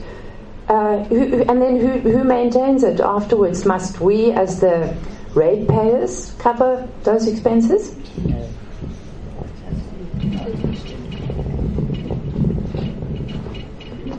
That's a good question. And I think in terms of, there's a lot of infrastructure that is currently insufficient for what the project needs. And those will need to be covered in the scope of the project to be completed. For example, there's road infrastructure that would not meet the requirements for the equipment to travel here. So we'd be under obligation to correct that and to upgrade the relevant roads and the supporting infrastructure to support that. We will be working with the municipality around certain other facilities that the municipality needs to be upgraded, like clinics or other facilities that may be needed to cope with the influx around that. And Eskom would be supporting the municipality in supporting that spatial development plan requirements. Thank you. Financially? Supporting in what way? It may be financially, it may be constructing certain facilities, but at the end of the day, Eskom is not in the business of running a clinic or managing a road, and the appropriate agency would be supported to do that construction, and we would probably support them financially to do the relevant road, but the ownership would be with the relevant municipality or competent authority to manage those facilities. Yeah. Can I follow up on that? Right, thank you. So I've just had a conversation. My name's Shanna. I've just had a conversation with the municipal manager, and he tells that the state agencies would be engaged by Eskom to fulfil those obligations. So clinics do not belong to the municipality, and the municipality doesn't build clinics, hospitals, and schools. So that conversation, sure, around this spatial development happens with the municipality. But the responsibility for building and operating those schools does not rest with this responsibility. So the conversation is fine, but actually the responsibility lies far beyond the municipality. And if you see the problems that the municipality has currently with trying to get state agencies to comply with their responsibilities, I think that's quite a scary prospect. Thank you for that contribution. Right, so I'm not 100% sure who's first. I think that lady. Oh, is that? And then that's a different question that you have. And then we have this. Yeah, thank you. And I'll get to Okay, I have two questions. Jackie Sauer again. First of all, my understanding is all the sites were looked at in the late 70s originally. We're now, almost 50 years on? Surely we should be re-looking, doing an entire study of the entire coastline to find suitable sites, considering that 50 years is a very long time and things have changed. Any comment from Eskom about that? Eskom takes note. Okay. I'm glad they do. Second thing is, in the marine study, there were some mitigation factors. Oh, apparently there was no mitigation factors in the pelagic industry down at Bantamsklip. What are the mitigation factors against the squid industry? Seeing that the impact is going to be huge, considering that there's going to be an exclusion zone. Taste is one of the main sites. And then we go on to the whole sand plume, blah, blah, blah. Okay, so what are the mitigation factors?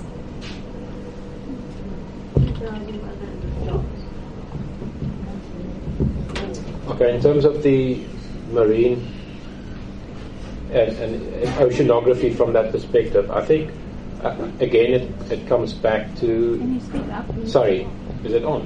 Yes. Okay, sorry. So, as I pointed out earlier, and the impacts were identified at a screening level. I cannot confirm what you say as huge. This is not as per reflected in the scoping report. And I think it's important to read the scoping report and what it says exactly. However, mitigation, and we're looking at alternatives. So there's quite a few alternatives set out for various types of impacts. Those alternatives are still being assessed and will be assessed in detail in the impact assessment phase. It's not a simple process. It's an in-depth assessment that needs to happen. So based on the mitigations that are then proposed, and remember those mitigations also get pulled through into the EIA report for implementation. because that's condition of if should authorization be granted. Those specific mitigations and measuring those, the effectiveness of those mitigations form part of an authorization.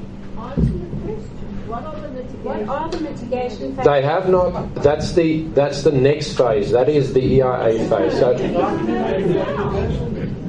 So okay. I think we've discussed this before. I think we'll note this, and I think the fact that there is a concern in terms of this, but it will be noted. But I think that we leave it there. The marine report recommends TACE as opposed to Bantam Clip, and makes a statement that there's no mitigation factors in the fishing industry there, and there are mitigation factors here, but does not go on to state the mitigation factors. Okay, that is my question. Is this report then merely an opinion, or is it based on a study that was done? And to what degree was that study done?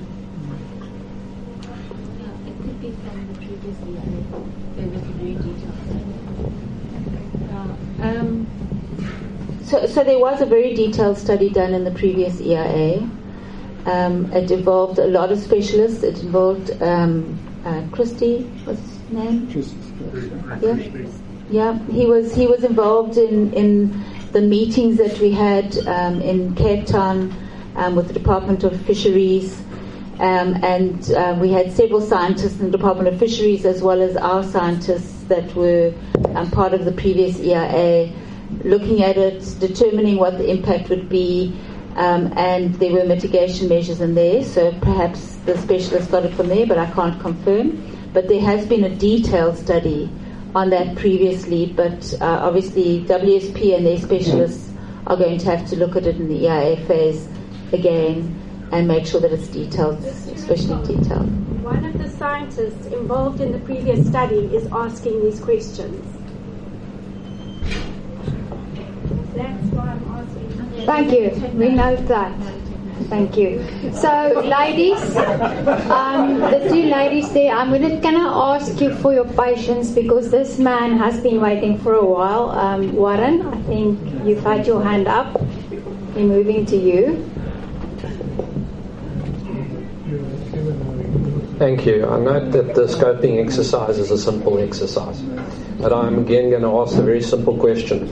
A process is dependent on what you feed into the front of it, and what it spits out is dependent on the input.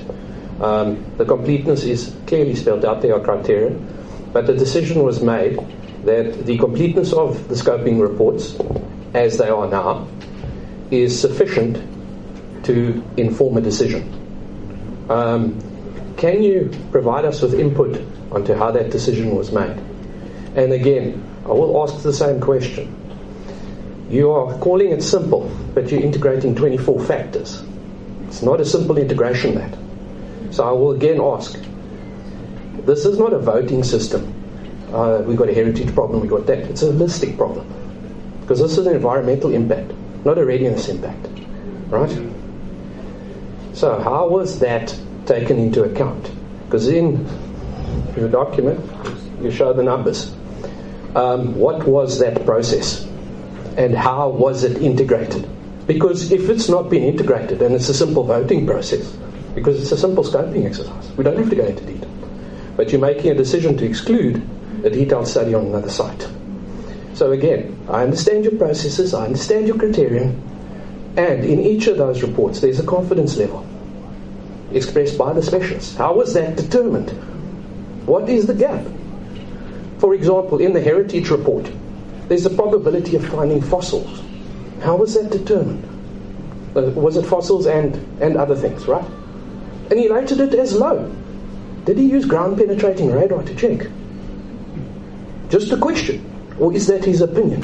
And if it's his opinion, and he walked the site for 2 days, how was that formed? From the previous report? There's extensive data, obviously, that goes into a grade 1 determination. That has been elegantly sidestepped to a grade 3B. Right? And again, is a grade 1 site, as it's declared down, does that mean that you could go ahead today at Tastepoint, or is it a no-go? Just a question.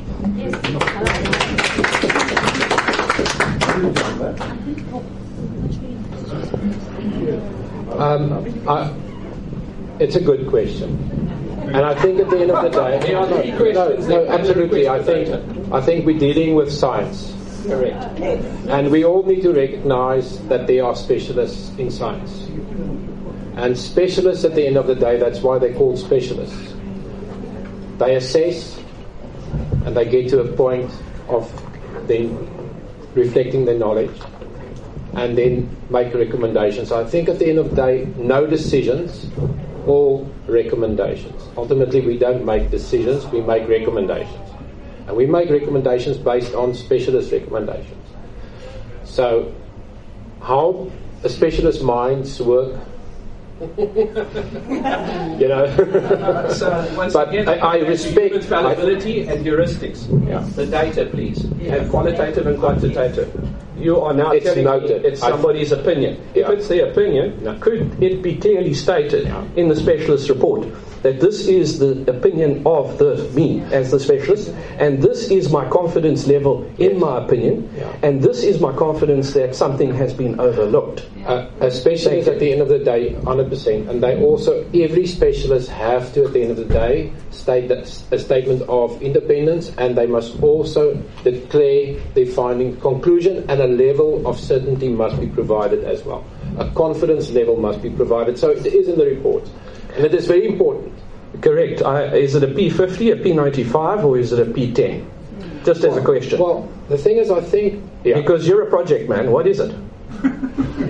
No, just a question. I'm not being flippant. You guys have been quite aloof with us a bit, but I'm asking very specific questions. You are answering them with generalities, right? The minutes can be transcribed. Can you please provide the data? I'm not asking, I'm not questioning your specialists. I'm not questioning any of their CVs, their independence, or their objectivity. I'm asking for data. Noted. Thank you. Noted.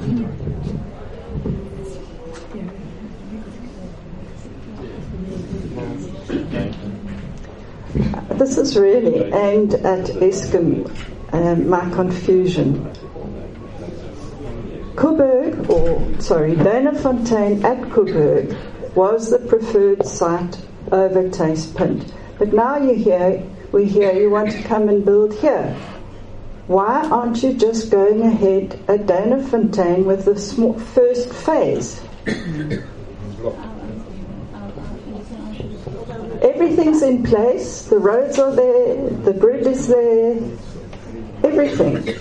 Yet you want to come here and start afresh and start construction in 2030? It's just not logical. No, Deidre, you said 2030. Yes. You were prepared to start. You could start you could start Danafontein tomorrow. You've done the extra geological studies. I know about that.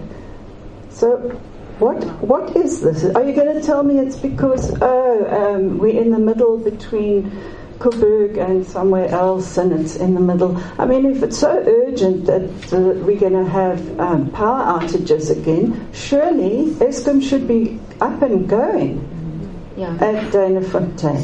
So as I said previously, Danafontein is planned to be the first site that we start construction on.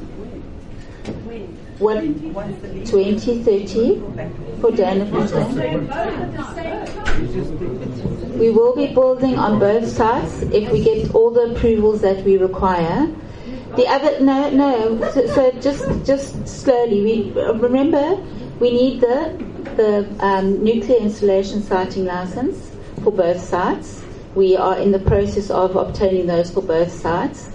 We need the environmental authorization for both sites.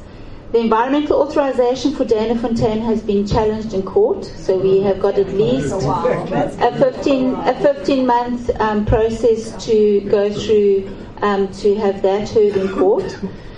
So we have not planned Tastepoint because we have a court challenge.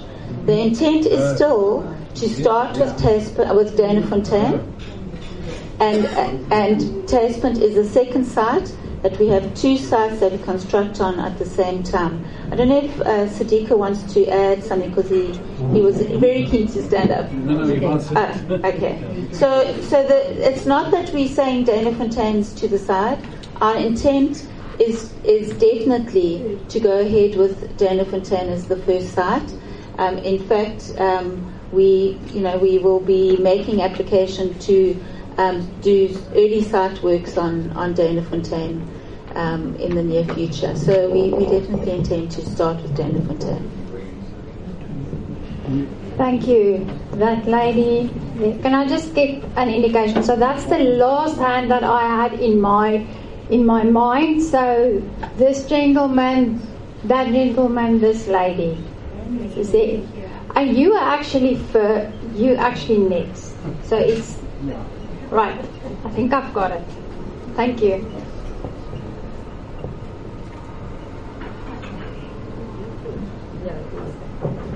Thank you, Shanna. A few questions. So the first one was of the First Nations. Which of the traditional houses or the royal houses have you been consulting with? And do you consider, is there one representative of all the houses that you are speaking to? And if you can let us know who that is. Then the second issue is in the social report, Coca stands on four legs for the economy, the fishing economy, the tourism economy, development and farming. When you speak about job creation, can you equally in your social report respond on what the job losses will be in those particular industries by comparison? And yes, if we could see that, so that would require extensive research on those pillars of our economy. I've already heard today of just one person who was going to buy in Cape St. Francis no longer buying Cape St. Francis just because of the whiff of this. The third thing is that the municipality has closed all informal settlements. So informal settlements have been ring-fenced. They're being closely monitored by the day with monitors, and people who are moving in and trying to build have their shacks deconstructed within 24 hours. What is Eskom's plan to deal with the influx or to assist the municipality with the influx, because it's obviously going to cause social unrest, the more shacks that need to be demolished. As well as, and it's a growing social unrest about people, even from a sea visitor perspective, people come from Humansdorp and Jeffreys and taking jobs here. Last night at the sea visitor meeting, somebody asked about the impact on the fishing industry on jobs, and they were told that the point was noted. Despite the fact that in the scoping report it does say that the exclusion zone alone will impact on the fishing industry. So I was quite dismayed to see that a community that is largely employed in that sector was treated with that level of disdain, because that information is available. I think that's it. Thank you. Thank you for all those questions. We have put them down and we'll give them to our social specialists so they can include it in the report as you've requested. The fishing industry, I think by noted we saying that we are investigating it further, and we have focus group meetings with them planned, and so we were not ignoring it. And it is part of the plan of study for the next phase. So we're definitely not ignoring that. I'm going to ask, in terms of your first question on First Nations, so we have so far, we're going to just ask Tumelo to say who we have spoken to so far, because he will remember all the names. But we have so far had one meeting to have been set up. And we need to still meet with them, but Tumelo can give you the names there. You already said that the First Nations have agreed. You've just said that earlier. The First Nations are in agreement with the project. Oh, the ones we met. Yeah, the ones that we have met. Yeah. So we still are talking to others. So one of the First Nations that we have met have. They're definitely looking for. Well, they're wanting the project. So because so they're very positive about it. They had positive things to say. But Tumelo, you can just mention who they were. Okay, so we set up meetings with the Khamtoa, the Kucha Khoisan Council, and the Kami. But the first two meetings we were unfortunately rescheduled, and we're still looking for days to speak to them because there were illnesses on their side. Sorry, we can't hear. Please give her the mic. Who represents the last one that you did speak with and say they agree with it? Who's the representative? I think it's Mr. Peterson, if I remember correctly. Was it him? Yeah. Right. So thank you. I'm going to move on. I must now just. I think you were first, and 4 minutes left. Then it's 3 o'clock. We can carry on. I must not. You want to carry on for a bit? Yes, definitely. Yes. So Ivan, thank you for reminding me. There's just two things. First of all, who spoke? Well, are the residents of the areas closest to Tailpunt not the specialists? And if so, why haven't the residents been consulted properly to be part of your scoping?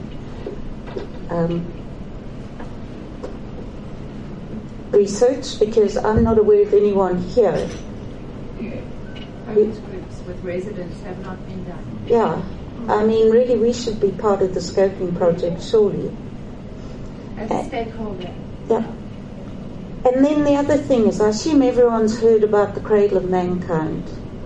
You do know that this area is also referred to as the Coast of Mankind.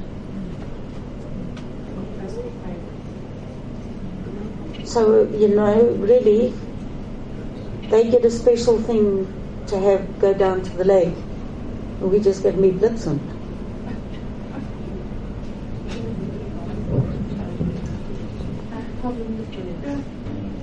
Thank you. Do you want to comment, Wes, to me on the focus group meetings with residents?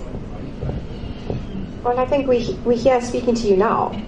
So that this is part of the scoping phase. This is part of collecting your information. That's why we're writing all of this down. So this is part. This is part of the process. With the last leg. How can you make a recommendation without talking to us first? Exactly. Yeah. Can you answer? Noted.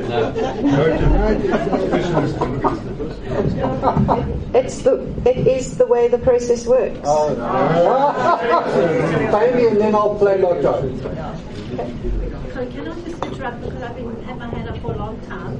To make matters worse, I think it was mentioned in the meeting on Monday that in the pre-application meeting in November you had already recommended to DFFE that Bantam's clip be dropped out and that you only focused on Toastprint, and that was already in November before the scoping phase even commenced. So I think we did answer that question earlier. No, I think now the answer. Tell the rest of it. What was the answer? What was the answer? The answer is that in terms of the EI regulations, we do have to look at alternatives. We don't have to look at a site alternative. We have to have alternatives. It can be design alternatives, layout alternatives, mitigation alternatives, the no-go alternative. It doesn't have to be a site alternative. And noting the readiness of this site and the integration issues at Bantam's Clip, as well as all sorts of different other reasons, there was a question to DFFE if we could start the process with only one site. The DFFE then asked us definitely to, in the scoping, please look at both sites. And now we've looked at both sites, the specialists have looked at both sites, the specialists have made their recommendations from their scoping reports, and then the Taspin site has come up as the recommended site to go into the full EIA phase. So that is where it comes from. If we had had the thumbs up from the department, we could have legally EIA regulation compliant only considered Taspin going into this EIA. But we didn't. We looked at Bantamsklip as well to make sure that we could confirm that yes, it was indeed the preferred site. So I see your hand, but I'm going to give that gentleman that's been quite patient for a long time first opportunity, and then I'm getting to you. Thank you very much. My name's Frank. I'm a risk advisor, and I have to put it on record for the meeting, and so everyone here can hear about it as well. And please, obviously, put it in your minutes that the insurance industry or risk industry in South Africa is protected, as you know, globally by reinsurers. And reinsurers have a general exclusion for nuclear-related incidents. So what I want to put on record is that everyone here that has a house or a business or cars, and it goes to medical aids, life insurance, funeral policies, general nuclear exclusion. If anything related to a nuclear disaster, if it's war, it's also an exclusion. We don't really have the best military to protect our sites, and as we've seen overseas now, it becomes a key target. Tens of billions of rands worth of residential properties alone, due to contamination, will just disappear off everyone's asset lists and gone forever. It's a very important point, and I don't make this just for Taspin. I make this point for Bantamsklip, for Danafontein, for all the people you speak to. You have to make them aware that they will be uninsured from a nuclear point of view in the future. Thank you. Thank you. Thank you. That point is recorded digitally, and Samira has recorded that. So I'm going to write it now. Thank you. Thank you, Peter McIntosh. So you have been directed to get rid of Bantamsklip. I'm not going to revisit that. The voting system was clearly whatever. I'm not going to go there. So the one specialist report that seems to have been completed, according to the questioning, is the radiation for Taspin. So I'm not a radiation expert, but it looks like there's a very neat little 5-kilometer circle sort of zoomed in on the map that's available. So clearly if the wind comes up, that 5 kilometers is just ridiculous. And the wind speed goes up like it did with our fires recently. The people in the Gamtoes Valley had better be moving quickly. So maybe we can chat a bit about the radiation report, seeing as it's finished, and how you came to a 5-kilometer danger zone. And the zone that St. Francis falls into will prohibit any development in this area. If this goes through, we're not allowed to add on to our houses, we're not allowed to build retirement villages, we're not allowed to build anything without asking the right people, whoever they are. So can we chat a bit about this radiation report, please? Thank you. Can you give feedback on that? So the concern really is relating to what would happen in case of an incident, and the regulations from the regulator side does require that we clearly outline protective actions that needs to be worked on in the 5 and 16 kilometer radius zone around the plant. And with that comes the evacuation procedures and protocols that we will need to follow to evacuate people out of the area, to protect them around that. So those will all be taken into account in the environmental management. So the emergency management plan for the plant. So where we would need to take into account evacuation procedures, how we would evacuate and manage the emergency in the environment that it comes through, and those are clearly demarcated areas currently that the regulator has imposed upon us. For example, Okubo, we've got a 5 and 60 kilometer radius where we manage and inform the public around the radiological conditions of the plant if any of those items should happen, and the plans are specifically placed around exercising that. Every year we need to exercise the emergency plan to make sure that it is a viable plan, that we can meet the requirements of safely evacuating the people. It's managed by the regulator. It will be, we will have the same conditions here as we have at Kuburg, and the same conditions that they have at the Bellandaba facility around the evacuation procedures associated with the emergency plan. It's an important part of the nuclear installation license, and if you don't have, if you do not have a workable emergency plan, it may become a elimination factor from the national, from the regulator itself. Okay. Thank you. So I need to follow up.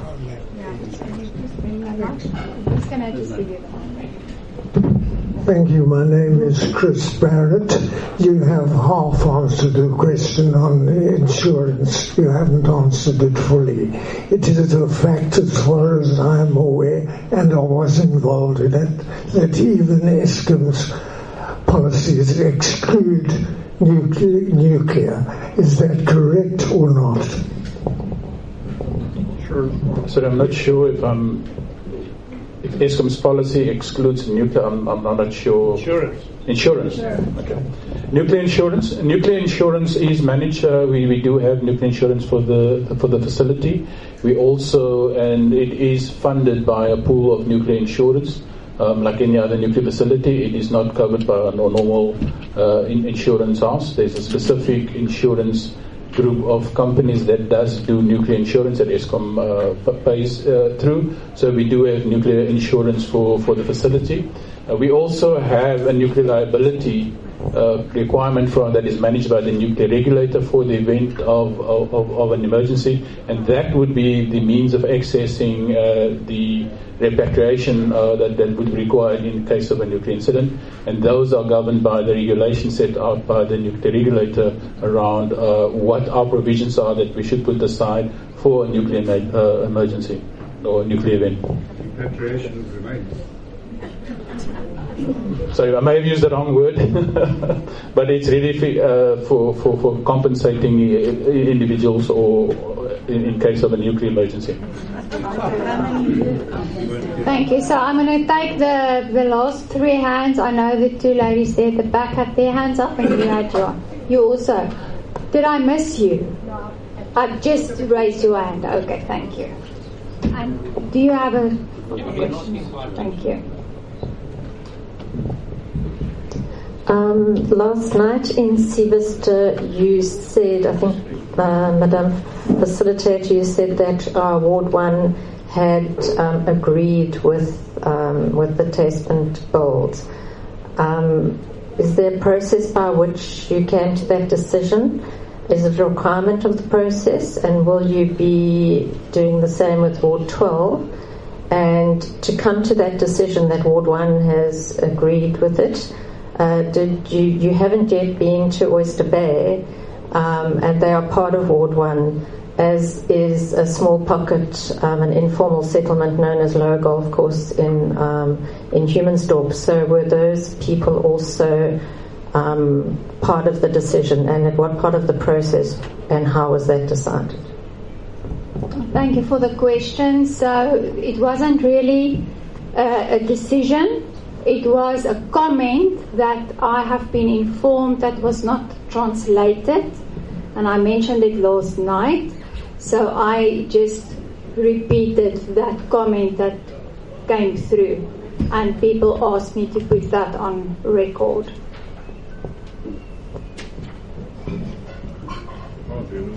Can you tell us where that came from, who those people are, how, Sieverster is part of this community, and did it include the residents of the whole of Oyster Bay, as well as, and what does it mean that it's been placed on record? Because that surely gives an indication that's not entirely accurate if you haven't yet been to Oyster Bay or to that section of the informal settlement in Humansdorp. And can we say the same thing and say Ward 12 does not agree with it? So how did you give credence to that comment, and who made the comment? It was the first person that spoke that asked the question last night. He was in the back row on your right. And it placed on record means we want it minuted. That's all. It's part of the comments and response report and of the minutes. So there's no decisions that are taken around that. It's a comment that came in that someone just said it wasn't translated by the translator. Can I just? So my recollection of that. Remember the first guy that stood up and made comments. He did it in Xhosa. And then the translator did the translation, and they were saying that he hadn't done the translation properly. So I think it was the misinterpretation of that. Yes, no. So they came to her later and said that was part of his statement, and they wanted it recorded. That's how I recall it. Just to get context. So it's not going to be minuted that he speaks on behalf of Ward 1. No. Or that he's even, I don't know that he's even a resident of Ward 1. It will be reflected against his name as a comment. Thank you. Did you have your hand up, ma'am? No. Right. This gentleman here. Thank you. I note that you listed, I think, level 6 and level 7 incidents. Can I ask the representatives of Eskom, how many level 3 to level 7 incidents have occurred, and what are those probabilities? Because from level 3, my understanding is that's loss of containment, even if it's localized, and that's loss of containment of radionuclide or radioactive material. Could you give us that information if you have it, please? Sorry, when you say level 3 to level 7, what level are you referring to? The nuclear agency. The inner events. We've never had one from level 3 to level 7 yet. We've had level 1 and level 2 incidents. I'm asking for generalized statistics of the industry, because nuclear is often quoted as the safest industry out there. Correct. What is the actual incident rates of loss of containment from level 3 to level 7? Okay, so you're asking for generalized industry statements on... Yeah, well, how many have happened? Okay. Because that's... At Coburg? No, generally. Okay. So because we're going to get something that's not designed here, so it's globally relevant, because that's the question. Okay. And what are your criteria on decision making, on safety of the technologies? Okay. And second, and lastly, is the decision making limited to established technologies? There won't be any first of a kind technologies employed at Taspint. Can I have a comment on that too, please? Okay, so I actually do cover that in the presentation that we do put forward, and one of our requirements that we have, we're not looking at the first of a kind technology. We're looking for a pressurized water reactor in accordance with the policy statement out there. We have defined the criteria for what we're looking for in terms of the safety of the plant in the plant parameter envelope, and all the vendors that are interested in providing us their specific technology needs to meet those parameters, which is clearly stated in the plant parameter envelope, and we would be looking at those specifically, and those do take into account items like increased use of passive safety systems, reduced reliance on electricity and human interaction as a first chance. We're looking at redundancy of equipment to make sure that there's multiple redundant options available in the plant design. We're looking around the robust environmental effect design so that the plant does take into account extreme weather events in its design. We're looking for defense in depth criteria to make sure that there are multiple layers of defense applicable in the design of the plant that will be operated. What we're also looking for is a safe plant that really takes all of those into account, and we will be looking around lowest core damage frequency criterion in that assessment, and ranking all of those parameters together. Okay, and could you provide the stakeholders with the level 3 to level 7 information if you don't have it now? I don't have it offhand because you're asking for generic statements around that, so we will provide that. Thank you. And then just one last question. I note that there is a discharge of treated water into the ocean. And some of that treated water, I think you're quoting 0.6 litres a second, is coming from your treatment plant, which is treating material that is inside your zone, right? What is the reason for that material being specifically put into a treated sewage stream, and why is there a specific reason why a treated sewage stream, 20% of it, would be discharged into the ocean?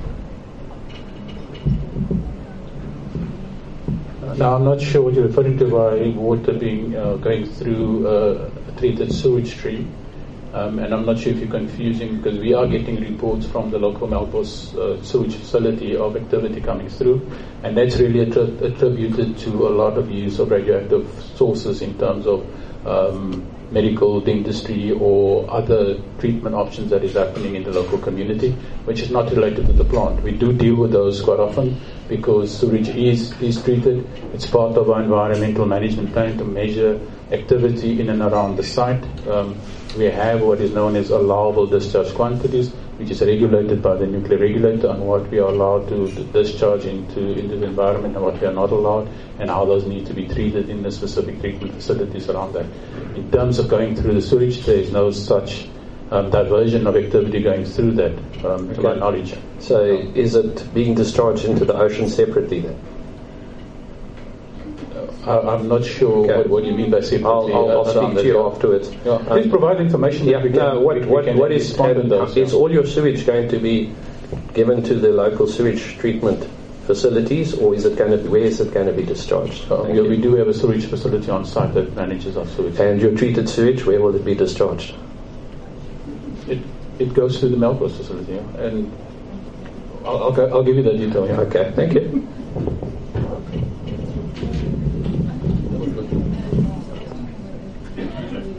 Right, we need to wrap up. I think there's 2 remaining questions. Hi, I'm Pauline Dyke. I unfortunately missed Monday. I don't know if you mentioned it, but are you looking into how the nuclear waste will be disposed of? Is it going to be trucked out?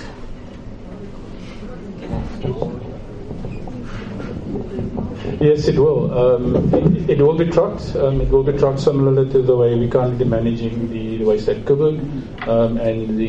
Normally, before it leaves site, it's screened and measured, and everything's accounted for.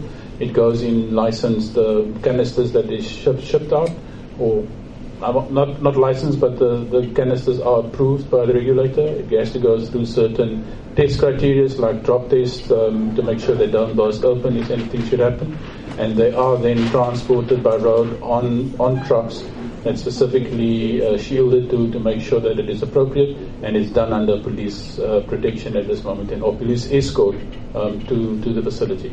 The only licensed facility currently at this moment in time is in the Northern Cape at the Valpits facility, and that's where it will be destined to be transported to, on an approved road network, yes. High level waste? So high level waste spent nuclear fuel, the first 10 years of the spent nuclear fuel will be kept on site. The National Radioactive Waste Disposal Institute has the mandate to manage the construction of a centralized interim storage facility where the high level waste will then be transported through by the similar road infrastructure currently identified where that will be shipped through, and we do have transportation costs that will be specifically designed to manage those. It's called dry storage casks, and that is the current process that we are engaged with. And the National Radioactive Waste Disposal Institute has the mandate to dispose of that or manage that once it gets transported through to them. And that's a process we will follow through. Thank you. So, sir, do you still have a question? Did you just have your hand up? Yes, so I'm going to... No, you're fine. You had your hand up? That's fine. No, it's fine. So that's the last question then. Thank you very much. Apologies for coming a little late, but I have one question. Thank you. Just state your name, please. My name is Guy. So my question really is, we're choosing the most financially exorbitant route to generate 5,200 megawatts of electricity for South Africa. It's also the most ecologically destructive route that we could possibly take. Why are we not going the alternative route of these small modular reactors and repurposing old coal fire stations, as we would have power in something like 8 years as opposed to 15 years. We would have 35% less discount on the 1 trillion rand it's estimated to cost this. We would not have to destroy a green, ecologically an area that's got grade 1 heritage status. It goes against the communities that are living here and thriving off the squid. There's so many reasons as to why not do this exorbitant route for South Africa. Why are we not looking at alternatives and taking this particular route as a priority? So that's my question.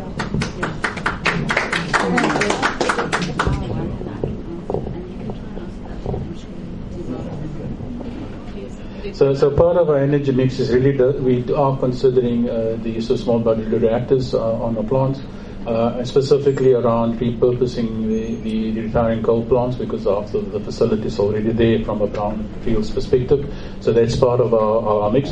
The current challenge that we have, there's none commercially available at this moment in time. There are some that's being constructed, but we have first-of-a-kind concerns that we do not want to experiment on around our energy security, around that. So it's part of our energy mix. We are looking at those, and the timelines is currently not yet in our favor for what we do need. We do need, there's a need for large power as well as small modular reactors, and we're looking at all the options that's available to us for that. So it's not excluded, it's not on the table, it's part of our plans actually at Eskom to deploy SMRs as well. Thank you. Maybe just a bit of detail to add so that you have some more context. So we do need to shut down 8 gigawatts of coal plant by 2030 to meet the climate change and our obligation in terms of the Paris Agreement. So we must remember, from an environmental climate change point of view, we have some commitment.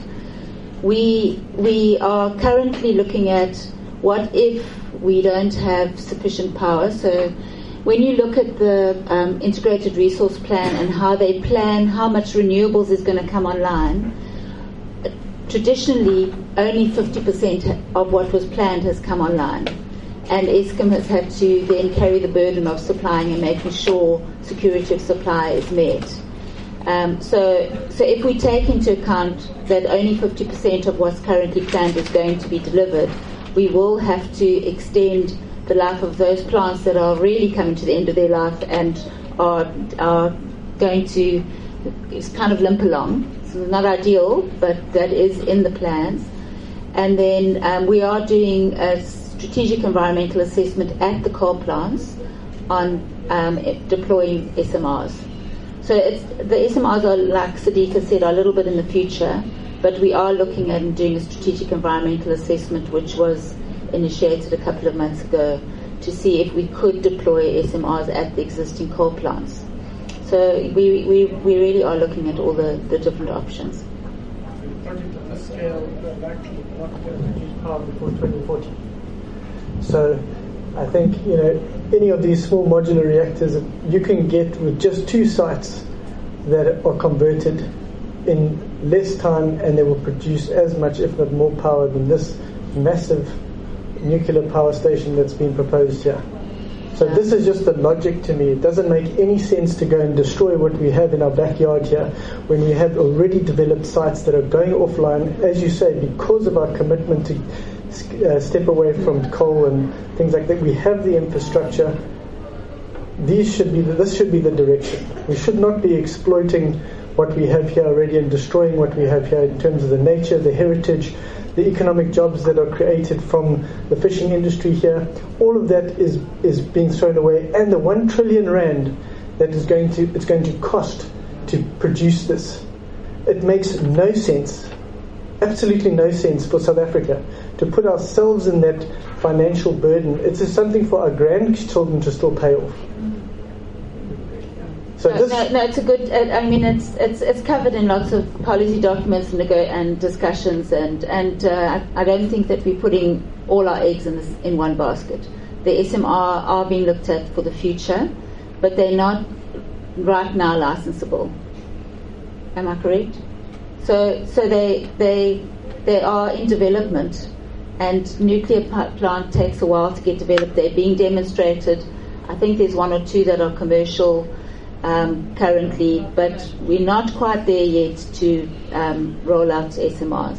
So we're doing the upfront work to enable us to do so.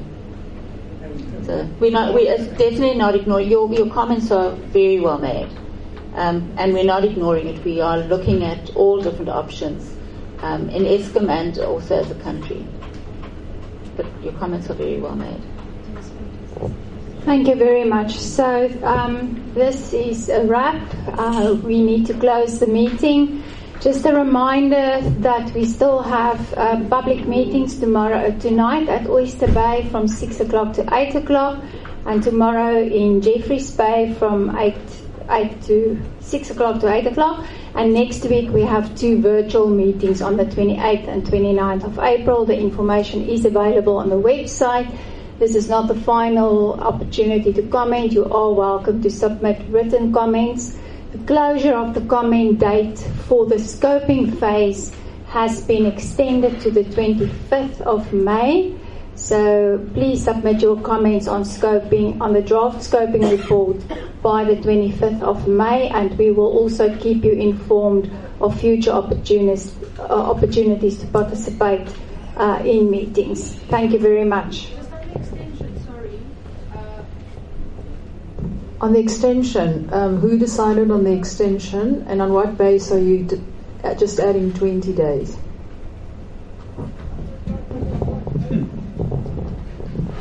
So we requested an extension from the DFFE. We requested a 30-day extension for the submission of the final scoping report.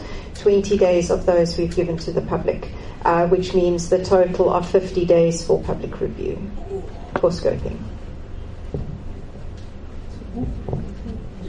Thank you very much. Travel safe.